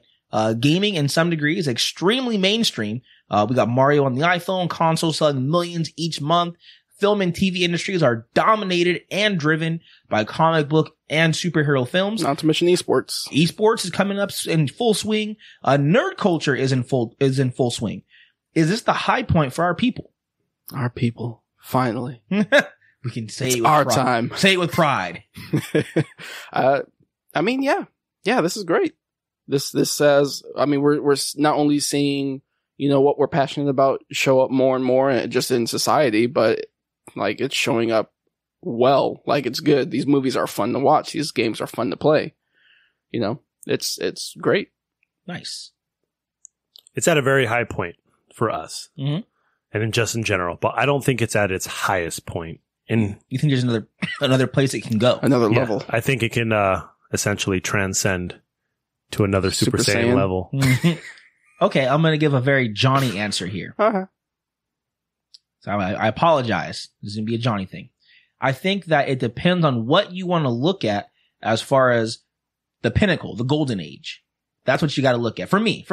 So if I want to look at it as far as popularity and just general acceptance, then yes, I don't think we will get any higher than where we are. People love games. People love Batman, even to a degree, not like they know the character, but they're still just in passing, oh, I love Batman or whatever. People go to see these movies. Superman's my favorite Avenger. Yeah. Oh. The sad thing is it probably gets said a lot. People go to these movies like I don't know, like Tom Cruise, Mission Impossible 1, like they just go to these movies because they're the big blockbuster. It's not that they're going to watch a superhero film. They're going to watch the big film. That's all they see it as. And so from the popularity standpoint, I think that we are higher than we will ever get at any point. The other side of this though, I think as far as general content that we are getting, I think that is not at a low point, but at a middling point. Because what we're getting is content that has been done already. We're getting rehashes of old stories, the best stories from our media outlet, comics or movies or not movies, comics or books or old school TV shows or characters or video games. And that's what we're getting mainstream of. We're not getting new content. And that's what scares me. Okay. So I agree with your first point. We are pretty high, and it's not going to get much higher from here as far as acceptance and kind of where it stands. What I do think is going to happen, to touch up on your second point, we're going to hit a point where everything that's old is new again, and once everything is new again, it's going to get old real quick. We're going to get tired of these rehashes. We're going to get tired of these superhero movies. We're going to get tired of these action films that are leeching off of other action films. And at that point, once it hits an all-time low, then we're going to start seeing new content, because now we have nothing else to go off of. We don't want to remake stuff because nobody likes remakes. We don't need any more Transformers or Fast and the Furious movies. We need to do something fresh and new. And those upcoming bright minds are going to come and bring that into this era. Okay, fair enough. So, I kind of talked to you guys about what I think Golden Age means. What do you think Golden Age means? Like, what does that look like to you? What do you want the Golden Age of nerd pop culture to be? I mean, there's a lot of different medias to look at, but I think when everything's kind of, we've already talked about how everything's accepted and widely known. Most definitely. Let me ask you this. Are you happy with, just to start there, are you happy that it's accepted? Yes. Yes, okay. I am. Very much so. Are you happy it's accepted? Oh, yeah. Okay. Remember there was a time you couldn't say what you were happy to play or be about because someone was always going to make fun of you, or you were going to get bullied? Yeah, fair enough. Yeah, I think from that perspective, it's awesome. I can't help but feel a little bit of angst at the fact that in my childhood, and many people listening, as well as you two sitting here with me, we got a lot of crap for enjoying these things. That's an understatement. Yeah. And now everyone, it's cool to like these things. Now it's cool. It's cool that I can't, cause I'm old man now. I can't be cool with it, but it wasn't cool when I did it, but now it's cool. You want to know what's ironic? Our parents didn't think it was cool, but they bought it for us because we wanted it. But you need to stop playing all those games. What's that going to do for you? And they still say that now. Yeah. I understand where you're coming from, Johnny, but just be happy. Be happy that now our kids and our kids' kids don't have to deal with that sort of stigma. No, I'm a crotchety old man, and it makes me upset. Mom, stay off his lawn. I walked uphill both ways to school in a snowstorm, both ways, and also in 100 degree heat. I know for a fact wait, in the snowstorm during 100-degree heat? Yes. Back in my day. Just a puddle? We just had to swim to school? Exactly. But yeah, so getting back to it, what does Golden Age mean to you? What do you want it to mean? I want it to mean where we are, accepted by everybody, where no one has to feel, persecuted for enjoying, video games, comics, superheroes, cartoons, anime. It's all widely accepted now. It's in theaters. It's on video games. It's for everybody. Streaming services. So I want Golden Age for me to mean the ability to have the best content be released regardless of platform, and not be controlled based upon what they think, not be controlled based on what they think the masses want. Create the best content regardless of what's going to sell, because ultimately, once you make something good, it will sell at some point. That's what I want the Golden Age to mean for me. Cool. Okay. No, so for me, it's a couple things. Number one, it's definitely accepted now, but what I want it to be, it's not just the pinnacle, and it's not just at the top. It's essentially being a huge family. And those you see at cons. You see at events, you see at showcases, but to have that type of camaraderie and being able to have that bond outside of conventions, back in the streets, back at school, back when you're just meeting someone, you could talk about, hey, did you see that new thing? No, but I respect the fact that you're into that. Okay. We're not at that point yet where we respect everyone else's opinions, what they like, what they dislike. The problem is when we dislike something, we want to bash and talk bad about it. Digimon was garbage. Wow. Hey, someone called you out on that. So here's an example of where I see that, yes, we're in the golden age as far as success and popularity for all of our favorite franchises and characters and hobbies, but it's hurting the the other side of creating content. And this is the problem that I see from the extreme popularity of all these things. So Guardians of the Galaxy right now is one of the biggest names in Hollywood as far as a franchise. We have characters that are very well known because of that. Yeah. And people now, Groot is almost a household name. Yeah. You know, Star-Lord and all these people. But traditionally in comics, that is not the original Guardians of the Galaxy, nor is that like the solidified core team. Like when you think X-Men, there's core people, you know, Wolverine, Cyclops, like certain people. Gray. The 5 people that you see, Gamora, Drax, Star-Lord, Groot, and Rocket, that people think are synonymous for Guardians of the Galaxy, that's not the team. Like they have been on the team. They are not always the team. But because of this movie franchise, they have now been delegated to be the Guardians. And now going forward in all the comics since that movie and even the TV show, they are the Guardians of the Galaxy. Yep. All the previous history and work people have done to make these characters important, other Guardians of the Galaxy, was washed away. On top of that, and you got something to say real quick. Okay. On top of that, even the characters' designs going forward have now all been changed to resemble what the movies have done and not what they were before. Yeah, I've seen a big change in Rocket. And that's a problem for me. Well, let me ask you this. Before that movie came out, how many people could tell you who the Guardians of the Galaxy were? You're right. Nobody could.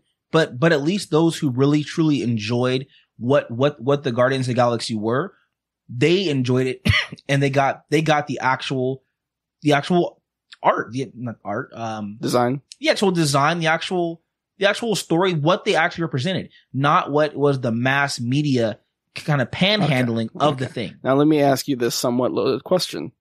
Would you rather Guardians of the Galaxy stay where it is in almost obscurity?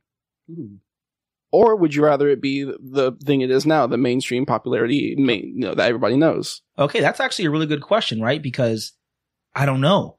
You're right. I mean, if Guardians doesn't become the hit that it is now, then sure, the comics will have maybe some great stories that 100,000 people read and nobody else, but no one will know. Yeah. So is it better to have something be super popular and have it change and not maybe be what it was?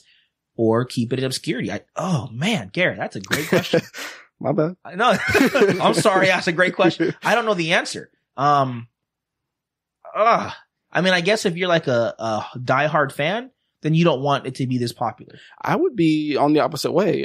For me, being a diehard fan would mean I would want this thing to be successful, no matter, well, I guess not no matter how it happens, but you know, if it's a way that I can cope with, I would want this thing to be successful. I would want people to know about it and for it to get popular and be seen in more ways. Now, what if that creates a bastardization of that product? So Jon Snow? Right? Whatever creates a Jon Snow. Why do you get the Jon Snow? Damn. Of Ramsey Bolton. Ooh. You don't want to be Ramsey. One? I'd rather be Jon Snow. Yeah. What if it creates a Ramsey Bolton of the franchise? Let's say for whatever reason, the next Batman movie, it's way different. Batman's got blonde hair. Batman is like just way different. He has a southern accent. Batman uses guns. He's black. Mon ami. Batman's a black guy. We're all black. We can say that, so don't get mad at us, people. Wow. I don't think we have to specify that. Well, yeah, sometimes you do. Yeah, sometimes you gotta let people know so they don't think that we're, racist or whatever. For saying Batman's black? Well, yes. I think people are like, why can't he be black? You know? Batwing, close enough. He's close, I suppose. But yeah, what if that was what Batman becomes in the next movie? And so now going forward, and everyone loved it. Like the mainstream was like all over it. Yes, and then now all of his TV shows. Right? Okay, but he's the most. He'd be the biggest thing ever. Would that be okay to you? As a fan of what came before and what the character to truly be? Yeah. The answer is no to that. Yeah. Right. Yeah. Nah, it's case by case. Yeah, it's rough. It's rough. Case by case. Yeah, case by case, it is rough. Now, last example before we're kind of pushing on here. So you talked about, Joshua way earlier, maybe like 8 minutes ago, that it'll be very popular, and then based on that popularity, things will kind of dwindle down, and then there'll be new creators that Phoenix Rising. Yeah, new creators will come, and then they'll begin to kind of rise up, like you just said, from the ashes. From the ashes. Stole it. You did, right out of my mouth. And then they will create new stories. But the problem is, let's say if 10 years go by, maybe more, with it's already been more with Iron Man being popular. The Iron Man that we see in the comics, it's just Robert Downey Jr. But if that's going to be the same for 20 years, that's a long time to keep everything at the same place. That same pace, that same level. Right. Mm-hmm. That's a long time for them to literally go nowhere with a franchise or the characters. And so you're right. They might have a rise later from people coming back, but a 20-year hiatus of content, of good content and development for a character or a franchise is a lot of no development. I feel like that's right now only Marvel's problem. It's not though. Because like say for in the DC universe, we've had Damian, we've had Batwing, we've had, Batgirl of Burnside. None of that is reflected, as far as I've seen, DC can still have DC stories and whatnot, and they're not tied to the movies. DC has been a little bit less reflective of that bouncing back, but it's because their franchises in the movies have not been as successful. For instance, Harley Quinn though. The Harley Quinn from Suicide Squad. Yeah, that's good. That's a good bring up. She's the Harley Quinn we now have in the comics. She's now canon Harley. Yeah, or even the movie that came out, Kingsman. Did you watch that movie or hear about it? I have not seen Kingsman. But you know the movie. It was a comic. It's not called Kingsman. It's Statesman. It's called Secret Service. Oh. Yeah, as a comic. And it got changed to Kingsman. And now the new comic, it's called Kingsman. Why? Well, because people know Kingsman. Right? So yeah, it's a little rough. So okay, last thing here, just couple sentences on it. Is the extreme mainstream culture that you see, is it where you want it to stay for all things? For everything? Gaming, should there never be any more niches or niches?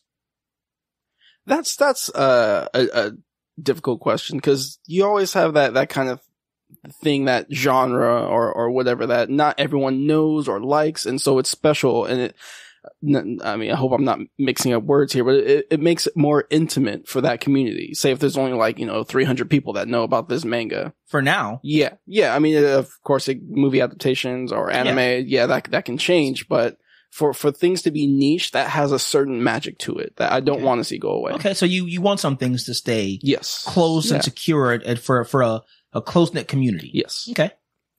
I can agree with that. I don't want everything to be mainstream, because then that takes away not just the magic, but it takes away that small group of people where you feel very secure and selective on this one thing that you can talk about that no one else likes or wants, like family, like the Soul series, for example. How many people can tolerate that type of gameplay? Yes. And if everybody was okay with it, then it's not even fun to talk about, because it's like, oh yeah, I beat it too, and I beat it too, and I beat it too. It's not fun anymore. So I think they can still expand on certain things, but some of the smaller stuff that the fans kind of really hold dear to their hearts, that should also be in that small group. Yeah, I'm right there with you guys. I think there are some things that you need to have, I don't want to say diehards for, but some diehards for. That's the only thing I can think of that fit. And, if I go to a convention or if I go anywhere. Which one was that one? Die Another Day? How many of those do they have now? 4 or 5. They're working on the 7th. I don't even want to know. Yeah. So, if I want to talk about Batman, for instance, with someone, and someone says, I'm a Batman fan, then I'm like, have you read the New 52? Right now, Batman and Catwoman. Oh, I've just watched the movies. No, I just know Christian Bale. Yeah, like now the ability for me to interact with other people who say they truly love something is diminished because limited. Yeah, because my understanding of loving this thing and being part of it is much higher, much drastically different than yours. So now what can I do to interact? I don't want to talk about Christian Bale. Well, one thing I want to just touch upon that a bit is that you have somewhat the same thing in people who read books, and then these books become movies or TV shows. You have this thing where it's like, oh, you like Game of Thrones? Okay, well, how about this part of the book or something like that? And they're like, oh, well, I'm just on season 2. Yeah, and so my community is not even a community, because I can't.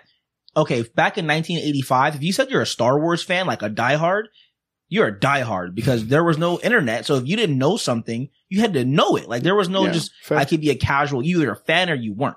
Yeah, and you can't do that anymore. Who's Darth Maul? Google who's Darth Maul. Yeah, you could. Yeah, so I feel that that's changed the community of what you can do with it, and who really is a part of it and who's not. So I do wish some niches would be there a little bit.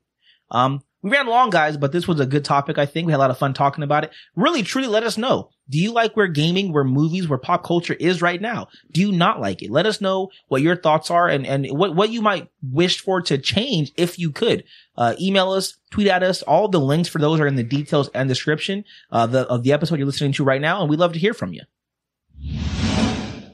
All right, guys, speed run. You know how this works. Every week we'll break down 10 news stories and fun facts that didn't make the list for a full segment. We give ourselves 1 minute per topic before we move on to the next topic.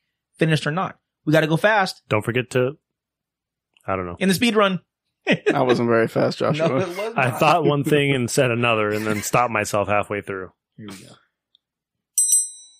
A new limited edition green camo PS4 Pro will release later this year alongside Call of Duty World War II. Don't care.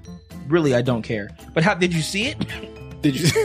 Did you see this? Did you hear about this? Did you hear about it? Oh, come on. You set me up. I did. It looks ugly. It's not. It's not just that great. it's just camouflage. It's better as just a controller. Now, is it like digital camouflage? Or okay, It's like so I'm going hunting camouflage. Wabbit season. What was that thing? Like, there's someone wearing camo, and then they're wearing that orange vest because they're going hunting. It's Like, just the do you want to camo. be seen or do you not want to be seen? Right. I don't know. It really, this should be like the Cabela edition that gets sold at Cabela stores, maybe like yeah. in the Walmart section of where the hunting rifles What are happened to at. that franchise? Does The Cabela have gaming- a store? Yes. Yeah. They.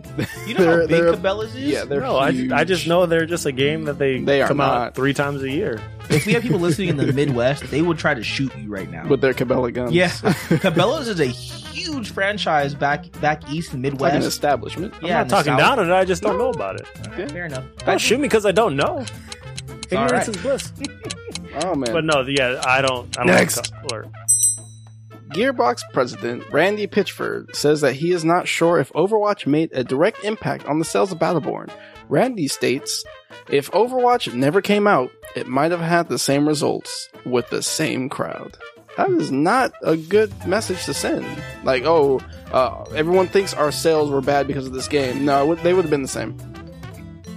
You know what though? I mean, props for keeping it 100 though.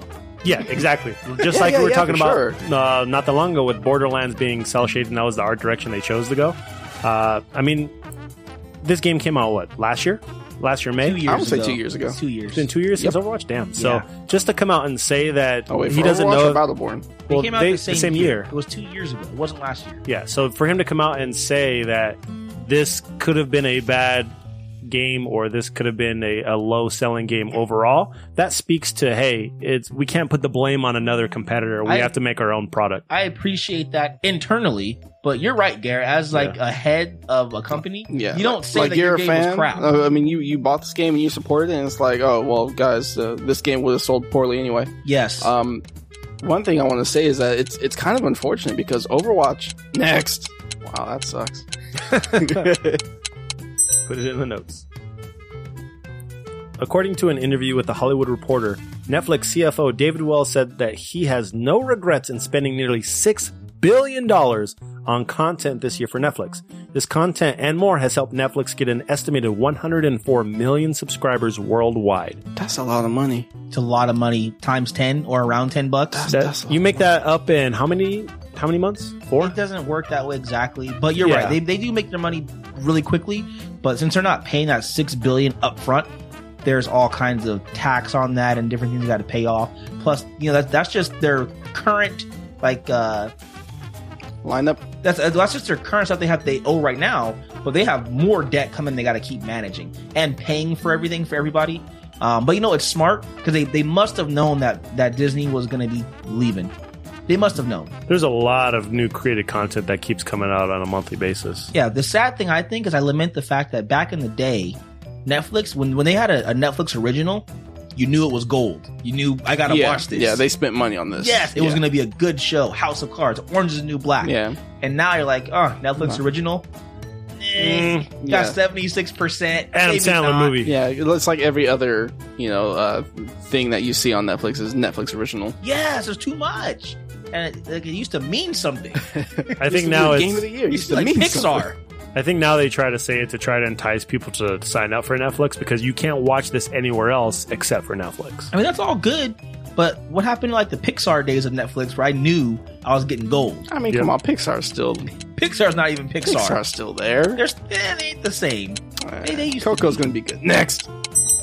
With a shock to many, Capcom announces Okami HD for PS4, Xbox One, and PC, releasing December 12th for $19.99. Woo! Yeah, I knew you were going to be happy about this, Gary. No Switch announcement, though. Yeah, I was a little disappointed. Capcom needs to jump on this Switch train now.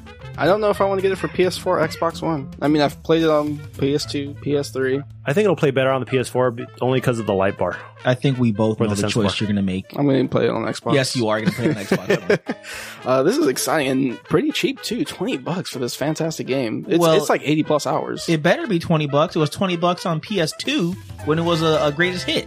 Well, that's what greatest hits do. You get the lowest. Right, so I'm just Drop saying they can't make this 8-year-old game. My point is saying this is like a full-fledged game. Well, yeah, it's a good deal. And for all these remakes coming up, they've been generally $40. Yeah, you're right. Some of them have been a little higher priced.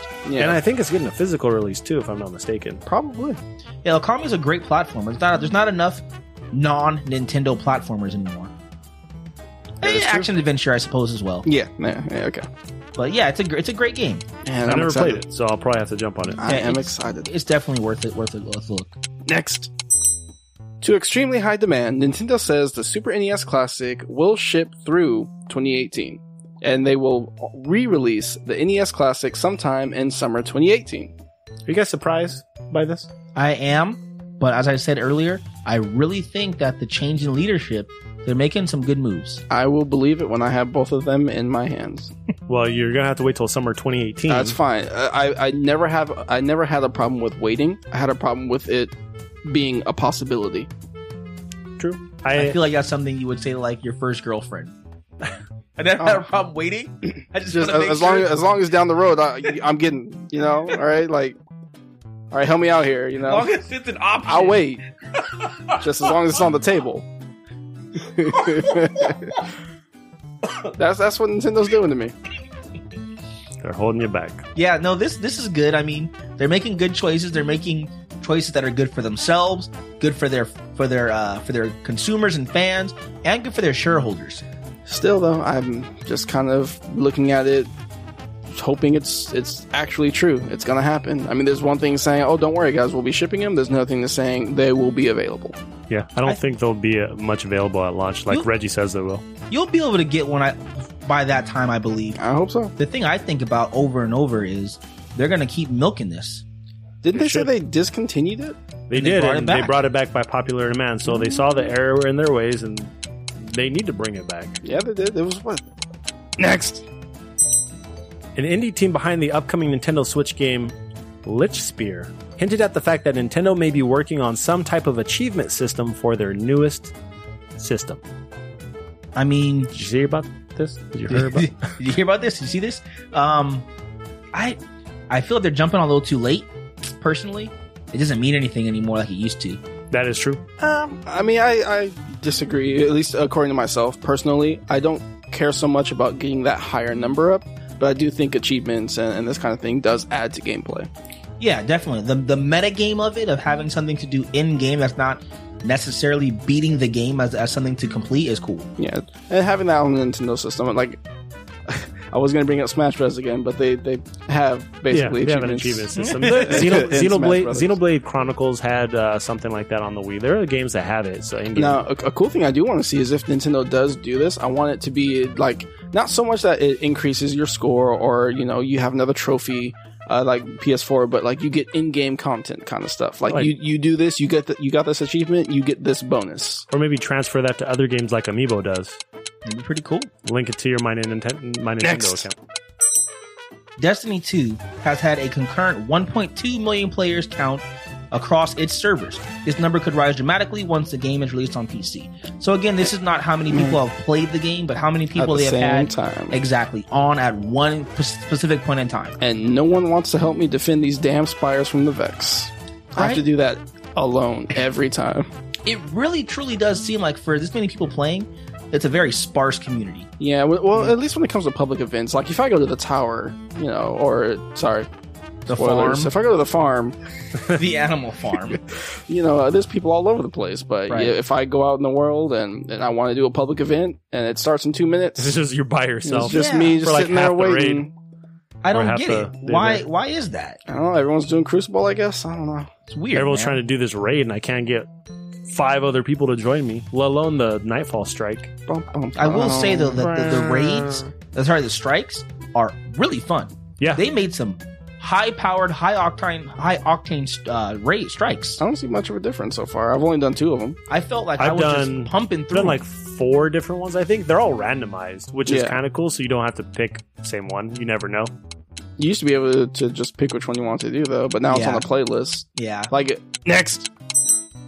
Apple unveils their new iPhone 8 series, as well as the new iPhone X. The iPhone 8 starts at $699, and the iPhone X will cost a whopping $999. And 99 cents. You sound Nice. enthused. You sound so Yeah, you don't seem enthused. very happy about that. I Why? don't really care. You're not gonna. I mean, at some point you're gonna get a new iPhone. Yeah, at some point I'll get a new iPhone. The iPhone X is cool. I don't have that kind Go of... buy a Mac with I don't that. got that kind money. of coin. So I don't have that much yen, No. Not much Poke dollars. that much That- gil That much Zenny? And money. credits. You can do this all day. I was pleasantly surprised with the X, but I feel like that should have been the only one they released. Like, why even mess around Yeah. with this 8 nonsense? Yeah. Because not everyone wants all that extra stuff. But just make them do it. X- That was well. Good play on extra words. That extra. So people are wondering what happened to the iPhone 9. It could be because 7, 8, 9. Oh. Okay. Okay. Well, it is the okay. 10th anniversary for Apple, so there you go. Yeah, but where's 9 though? Like So seriously. why? That'll be next year. What? Okay, I see what you're saying. So they're gonna go 8. It's 10. the 10th anniversary, so 10 is No, X. no, it's not. It's not 10. It's X. Yeah, Next. 10th anniversary. Game of Thrones will be filming multiple Season 8 endings to attempt to combat leaks of its series finale. Due to previous leaks being plagued in the past, this is to combat those for the future. You know what? This is funny.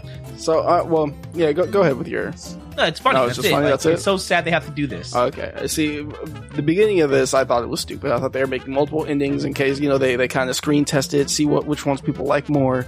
Like The that Walking kind of Dead thing. did? Exactly. And I'm like, that just leaves such, lack of faith in your product and your story. But to do this so that if, and probably when, it leaks, people aren't sure, well, is this the one they're going with? Is this the real one? I guess I'll have to tune in Sunday night to find out. So keep in mind that I think that it was a little bit of a rumor that AMC's The Walking Dead, that they filmed those secondary endings and stuff for that Glenn thing or whatever, Yeah. no, the baseball bat thing. I think they did that to combat spoilers as well. They didn't do it to see what people liked best. Yeah, hope so. I don't know which way either way. I mean, there's but no guarantee to know, but What if they all get leaked? Then what? then one of still them's know. right. Watch them all. You know one of them's right. Next. World of Warcraft developer Blizzard prepares for its annual convention, BlizzCon, and once again it opens its doors to thousands of fans. The virtual doors are open too. Those who cannot attend in person are able to purchase a virtual ticket, which allows access to view all the panels, interviews, Q&As, and more. Each VR ticket is priced at $40. So this is not new. There's been virtual tickets before. You I get know. some sweet stuff with that virtual ticket, though. You get a nice loot box. With the virtual ticket, you get a discount on the loot bags, and the loot bags got some sweet Overwatch stuff. Yes, it's not new, but I thought it was worth talking about because, gosh, that's a lot of money just to be allowed to stream this. Yeah, I Yeah. was gonna say, have they not shown it off for free before? Like, you can watch videos after the weekend's over. Yeah, but not in the same way. Like, this is all access, so every panel, every Q&A, everything that's going on. They probably have a way that it's all recorded, and then you can just watch a stream of it whenever On one you of the sites, want. yeah. Yeah. I think that this is crazy, man. Like $40 for this? And you know they're gonna get their money. It works. It's one of those things where, because it's going to sell out. BlizzCon's going to be gone. You're not going to be able to officially go there. Oh, yeah. Plus, I mean, there's people traveling. Like, True. if you're in Japan or something like that and you want to see the newest stuff, maybe save a good $700 or however much it is to get over here. Buy that More than $40 that. virtual ticket. Crazy. Digital amount of money. revolution. And All right, guys. Well, that is fan favorites. Let us know what you guys thought. Sound off in our comments on our website. scspodcast.com, or tweet at us at Super Co-op Squad. Find the links for those in our details and description for this episode, and chat with us. Let us know what you guys thought of the speed run. Our final gaming segment, Name the Game. We have 3 video games, 2 competing hosts, and clues that lead to just one correct answer. Use your wits, match the clues, and name the game. So. You got blown up, man. Yeah, man. You did not know a lot of games. Well, you had some, I feel personally, I know you don't agree, that you had some obscure ones, but that's okay. Croc, yeah. I could say, but come on, Jet Set. I didn't play the. Sorry, that's more obscure than Croc. As soon as you said Croc, I was like, oh, man. Yeah, okay, I remember Croc. Didn't play it. Moving on. Either way, it's your choice, and I can't be mad that you made those choices. I just didn't have the gaming knowledge. That's my fault. Should have a backup one just in case. Screw me, just forget it. Screw me. That's all right. Whatever. It's fine. It's my fault. Anyway, Joshua, you had your first 3-peat, my friend. Yeah. Congratulations to you. It's only been 47 episodes. Well, we didn't start all this early on, but yeah. We've actually had more episodes than that, but whatever. Shush. Name the Game hasn't been around that long. It hasn't. So. Still, 3-peat. Oh, you mean 3-peat in history. Yeah. Oh, okay. Yeah, y'all be cheating. 3-peat. We don't cheat. All right, so here we go, guys. Answers. Number 1. You can infiltrate any building at any time. Pass if you're going to pass. Mercenaries. Nope. Battlefield. Nope. You are a master of disguise. Thief. Nope. Pass. In this game, there is always one goal, but many, many ways to get it done. Watch Dogs. Nope. Grand Theft Auto. Nope. Your UPC won't scan at Walmart. Hitman. That's correct. Wow. Yeah. Okay. Good job. That's the only thing with the UPC code. I thought you said UPS for a second. I was like, what? UPC code. So that's 1 there for Joshua. Number 2. This game has one of the most difficult vehicle or scrolling to the right levels in history. Or auto scrolling. Okay. Super Mario Brothers 3? No. Pass. You are the bigger, badder cousins of Frogger. Battletoads. That's correct. No skunks. All right, 1-1. No skunks today. All right, last one, and the one for all the marbles. Always number 2, but you really, really want to be number 1. Afro Samurai. That's correct. Say Afro Samurai? Afro Samurai. He got it. It's out of my league, bro. You haven't seen Afro Samurai? Well, it's a game. It is a game, yeah, but I mean, I gotta do all the homework next week. Damn it! Oh, right. Well, congratulations to you, Garrett. That was a victory for you. You ended Joshua's reign of terror. Isn't it the other way around? He's always number 1, but he really wants to be number 2. No, he's number 2 because he loses to number 2. Yeah, you're right. He's trying to get the number 1 headband. Ron Perlman. Yep. So there's that. All right, guys. Well, let's name the game. Hopefully, you guys were able to answer some Joshua. Name the games. Yeah, sorry, JG, but you got a 3-peat. Yeah. That's all that matters, my friend. Yeah. I had to stop. I had to nip that in the bud right there. Damn cheaters. All right, guys. So listener mail. Some mail from our listeners. That's how that works. Yeah, that's how it goes. All right. So we had a response from our good friend, Jesse. So, Gary, go ahead and read that. Okay. Jesse says, "Hey squad. Just want to say that I appreciate the shout out on the latest episode. I actually finished up my internship with Cryptozoic back in May." You didn't have to.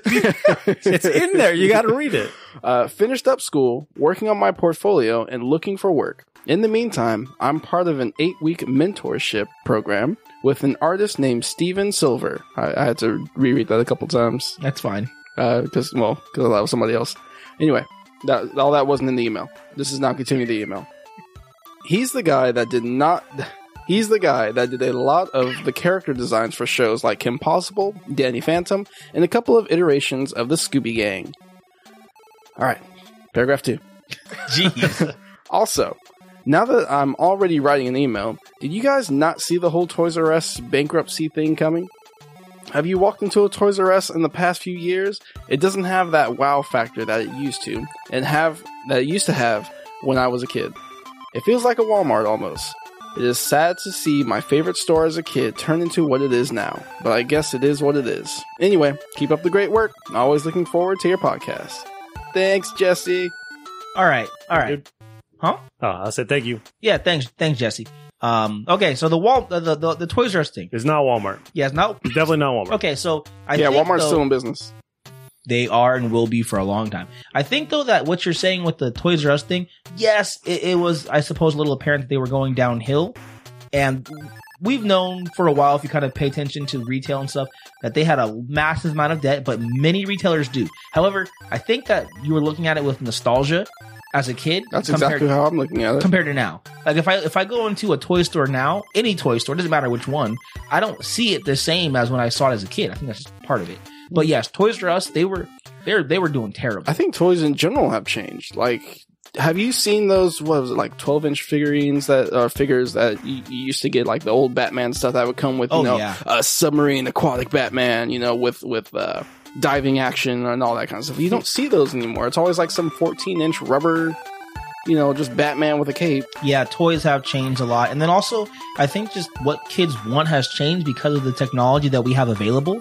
And that sucks. Kids don't play with toys as much anymore. It's all digital stuff. Well, I think that depends on the parent. I think if you're a parent and you're buying your 4-year-old kid an iPad, yeah, he's now going to want iPad and technological stuff. I think it is dependent though upon the generation and what you see and what's available to you. So, I mean, if you grew up in 1945 and there were just yo-yos and I don't know, guns that shot rubber bands at you. I don't know what you had in those years, guys. Whatever. No, you had a hoop and a stick. You guys roll that hip. You had a beating stick. You just beat each other. Jacks. Yeah, that's all. God, growing up then must have really sucked, man. I don't think 1940s was that. Was what you guys are describing there. Well, so they had more. Maybe. Monopoly was a thing. If that's what you had, that's what you had. And nowadays, kids have television and iPads in their mom's phone, and then even toys. Skylander toys and Disney Infinity and Lego. All these things are so much more integrated with technology. You buy an action figure, here's a code in the box that you can go ahead and log on and you get your virtual action figure. Yes, exactly. Yeah. Things like that. So they have no choice. I see. I think what would be a good gift is like an NES Classic or a Super NES Classic. Kind of one of those things that preloaded with games. You can't really break it. Mm-hmm. So I assume you can't really break it. Oh. Kids will put that to the test. Mm-hmm. But I think that kind of thing is still accepted where it doesn't have to be. You don't have to get the Skylanders. You don't have to get an Xbox 360 for little Timmy. I think it's really hard as a parent to not do that when your kid sees it all around them everywhere and they want it. All their friends. Their friends have it. Yeah, you get what you want. Kids ask for what they want. And it's hard to force him to get a toy he doesn't want. Fair. So, yeah. That's sad. It is sad. So, thanks, Jesse. We appreciate the email, man. And always fun chatting with you. And good luck with the mentorship and getting a job. Yeah, man. I hope to see your name in some credits soon. That'll be cool. Right. All right. Email number 2 is from Rodley. I believe I'm saying that correctly. Rodelli? Sure. Rodley? We'll go Rodley. Sorry if we butchered it. Yep. Rodelli. No. Garrett, wasn't this part of the listener question last week? Yes, this was part of the listener question for last week, which was, what is your pet peeve in gaming? Yeah, pet peeve, something that bothers you. Yep. All right. So, Rodelli says, my pet peeve is when games don't give the option to utilize new armor sets, but keep the design and the look of the original set. If I like X armor or X shield set, I shouldn't have to equip some other butt ugly gear for its ability and boost and lose the great look I have from the other armor set. I appreciate when developers take the time to add this detail in. It really makes a big difference in my enjoyment of getting new items, and it allows me to care about my character a whole lot more. I totally agree with that. Absolutely agree. I do agree, but I think there might be other people who feel the opposite. Not that I do. I agree with you, but I think some people like the fact that they have to choose. Like, one armor is better than the other, so I put that armor on because that would be real life, right? Like, real life would say, if I like the way this crappy armor looks, but this other armor is better. Yeah, protects me more. I'm going to wear the better armor regardless of what it looks like. I don't think anybody wants that. I think it's something that people accept. Some people want hyper-realism in their games. Okay. It's the illusion of choice, right? Except you're actually choosing. Yeah, I am not one of them. Rodalee, I agree with you. But I think there are people out there that feel that. I think the perfect game, and only because I haven't played too many that does this, but DC Universe Online, I think is a really good way to do this. Not only is it kind of like you put something on, when you put something on, you now unlock that design forever for the rest of your character. That design is now locked, and you can lock your look, but still equip another item. Okay. Other games do this though too. Yeah, again, I said I'm sure others do, but I just know of DC Universe Online the most. Diablo does this. Diablo sort of does that. You have to pay. You have to transmogrify. You don't unlock a set and can pick and choose at your will whenever you want. So if I have 25 staffs I've unlocked, and I get a new staff that is powerful but looks like crap, I can go pay. And by the time you get done with the game, gold means nothing. You just go and you pay, and you can pick one of those 25 staffs that you've unlocked and make the new one look like one of those. Yeah, I'm just saying. I mean, it's not exactly doing it free is probably better than paying gold. I mean, sure, but again, by the end of the game, Diablo, the gold is nothing. You crap gold out like it's nothing. Okay, so what do we have as far as our own? So I have two, but I'm going to let you guys go first because I don't want to steal anybody's. No, you just go. Okay, but I tried. Hold on. Keep them brief. Running over. Hold on. Gotta find it. Okay. All right. So I have two. One of them is when you get collectibles, when a game puts collectibles in a place you cannot revisit. It's kind of like those one-time things. I missed an achievement in South Park because I can never go back inside the school, or I can't go back to a specific room inside the school. No backtracking. Yeah, so I think that's dumb. And if I had to do it, I have to replay throughout the whole game to get back to that part. That's a great one. So that's one I don't like. Another one I don't like is, say you are talking to an NPC, and they're like, oh, I could really use, a potion or something like that, or something specific. I could really use, a high potion for my daughter that's injured or something like that. And I don't have a high potion in my inventory. So when they ask me, give the man high potion, I'm like, I don't have one. No. Oh, well, why wouldn't you? Okay, well, I guess you're just heartless. Like, I didn't have one to give you. I'd rather the conversation just end than give me this question I can't answer. Yeah, just have it say you don't have high potion. Exactly. But if it's real life, I mean, if a bum asks you if it's real life, I'm not going to prompt myself, give this man a high potion. But he's asking you for one. Then I would say I don't have one, not no. Okay. Give three options. Give yes, no, don't have any. Okay. I see your point. That one kind of bugs me because then I feel like the NPC is mad at me. Like, I'm sorry, man. I'm not heartless. Real. I just don't have it. You don't have to be upset about his feeling. He doesn't have feelings. That was my two. What's your other one? That was his other one. Oh. What was the first one? Collectibles. Oh, okay. Yeah, I remember that now.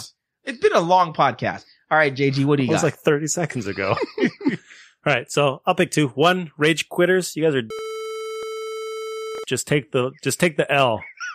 Just bend over, take the L, get over it. Don't let me lose my points because I did my due diligence to beat you. No, that sucks when they dock you. If it wasn't a sort of thing like, oh, well, the game's not there, you lose points. If it wasn't that, and it's just like, oh, I made you quit. I made you quit. You got mad. Yeah. Okay. So there's that. The other one, non-skippable cutscenes. That's a great one. 2017, put that in people. Every game. Like, there are some games where, yeah, sure, it's 20, 30 seconds, okay, whatever, I'll get over it. But, like, certain cutscenes, 2-3 minutes. Like, if it's the first time, okay, yeah. But if I die and I go back to that cutscene, let me skip it. Okay, fair enough. Skip it. Skip it. I got one. So that was old school? Yeah, it's a toy. Man. Skip it. Yeah. All right.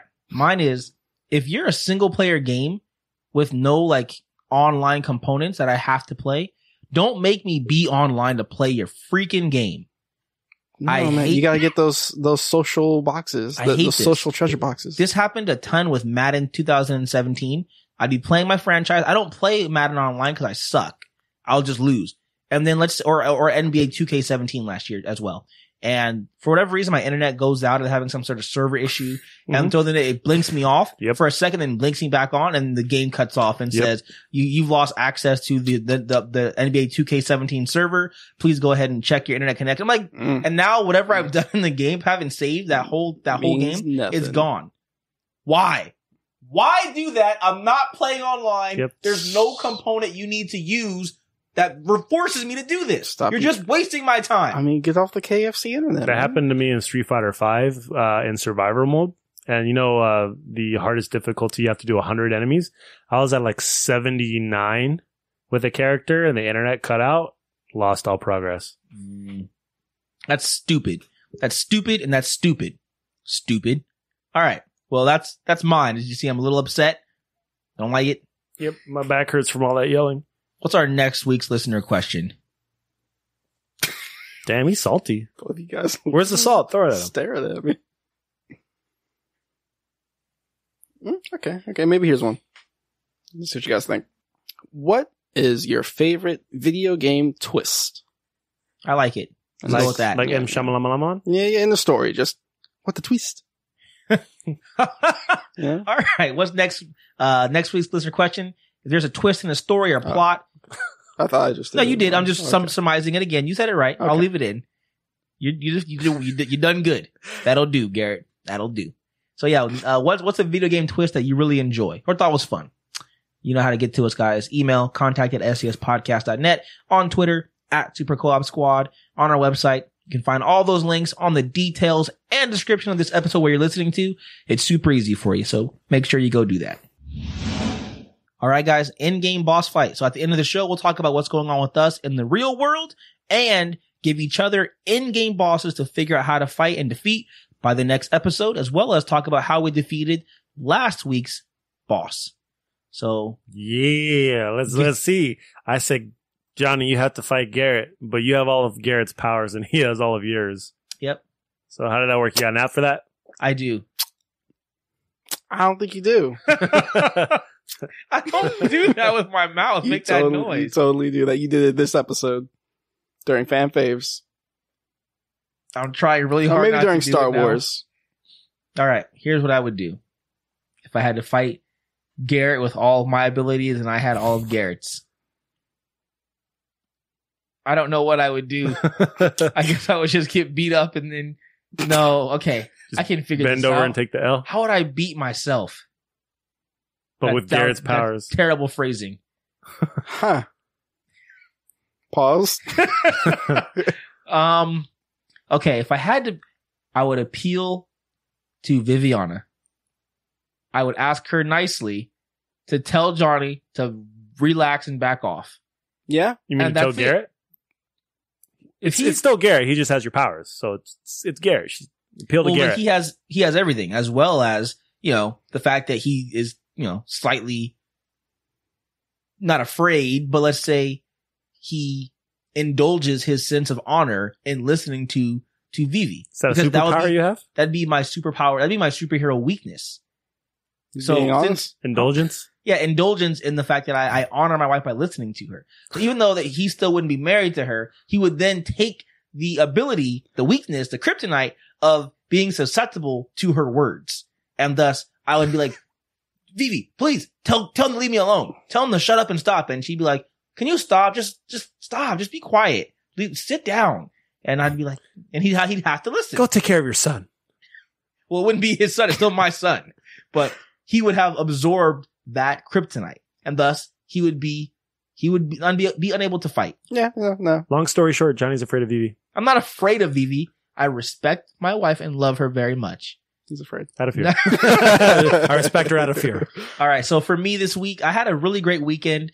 Spent it with my wife, and it was just a lot of fun hanging out with her and my son. Went to go watch again my cousin play football. Went out with a couple of friends, Joe and Megan. Joe and Megan at a falafel place, which was pretty good. We also went to go have my son take his first set of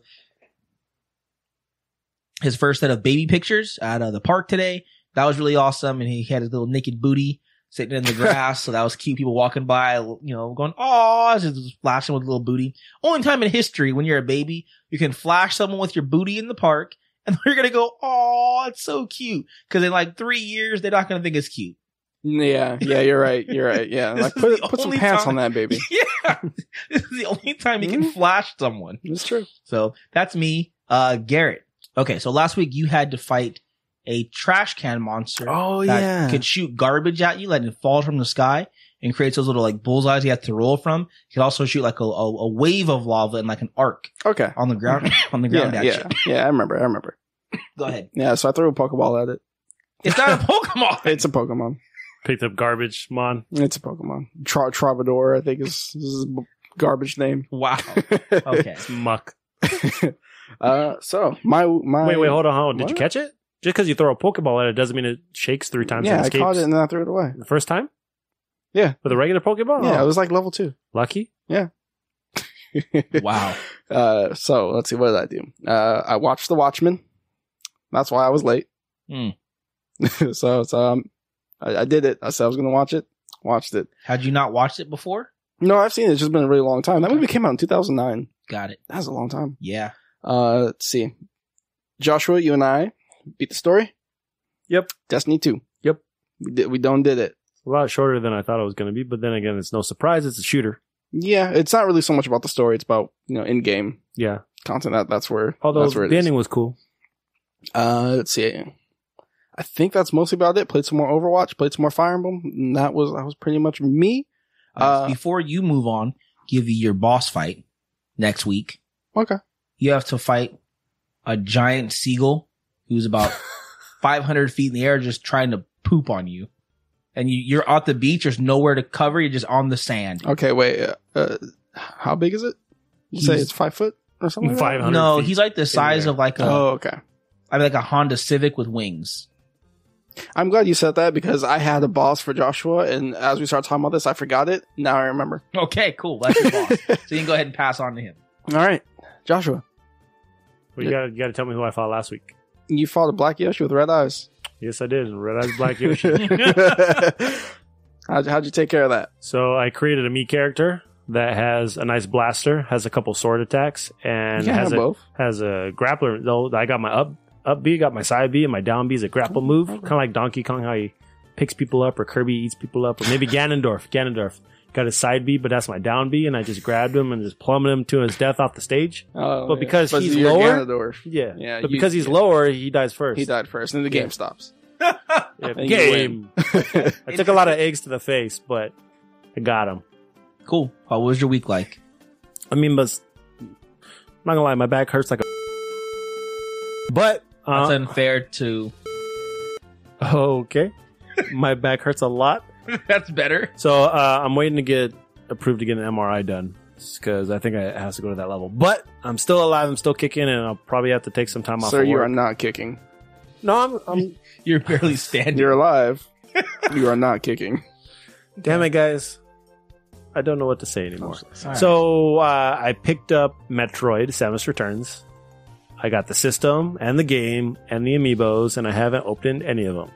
They're still sitting in the GameStop bag because I've been playing Destiny all week, Nice. and it's fun. It's a lot of fun. Doing a lot of stuff, trying to do some raids, but I don't have enough people to play with. I just want to point out you did not want to play this game. No, it's not that I didn't want to play it. I chose another game over it, and had you guys not picked it, no, I would have not bought Destiny. You were complaining about it. You're like, oh, now I gotta get Destiny. That's true. Just I didn't say I wasn't going to like it. I just didn't want You to want buy to it. buy it, yeah. And I'm really upset because the Dragon Ball Z beta, the Dragon Ball Fighters beta came out this weekend. You didn't And- get in. I did get in. Oh. Well, Xbox Insider, you got to download it for free. But the problem was when I tried to play it on Saturday, it was live, but it told me it was in maintenance. So it let me play against a computer, which you can't change your buttons. You can't turn off auto combo, which is a pain in the butt when you play at a higher level. But everybody else, like a lot of other people, were able to play. So I didn't get to play what the actual beta was. And I couldn't play today because I was doing other things. So I missed out on that. So that sucks. It looks good. Oh, it looks awesome. It looks really good on a big screen. And then Marvel vs. Capcom Infinite comes out this week. I got the collector's edition. Saw an unboxing of the collector's edition, and it doesn't look that good at all. The Infinity Stones just look like plastic Easter eggs that light up. That's what an Infinity Stone should be. It should look like that. Yeah, No, but I'm just kidding. It should not look like But that. the advertisement that they actually had shows them look more like rocks that have different colors, and then You mean the like full- stones? Yeah. And then the 4 little diorama figures that they come with, 3 out of 4 of them don't look that great either. So when I get that, because I ordered it online, I'm going to return it to GameStop, use that as a trade credit to pick up Mario Odyssey and some other stuff. So. Does it have the faces that Chun-Li used to have when the game was first announced? No, it has the better face. Oh yeah, The better face, not the butter face. Your next week's boss fight. You're gonna fight the car in the bonus stage, Street Fighter 2. Just the car? Just the car. What is that, like a Honda Civic? That's what reminded me. The DeLorean. That's not the other a thing, too. DeLorean. It's a Honda Civic DeLorean. That doesn't exist. I guess it does. Oh. In this game, it does. What do you got for me? So, Johnny, you're going to fight a Cabbage Patch Baby and its entire crew of Patch Babies. Why are you guys giving babies to fight? Oh, sorry. Cabbage Patch Kid. There you go. All right. Cabbage Patch Kid and the entire Cabbage Patch crew. All right, I've got to fight Their leader is Chucky. plastic dolls from the 1970s. And their leader is Chucky.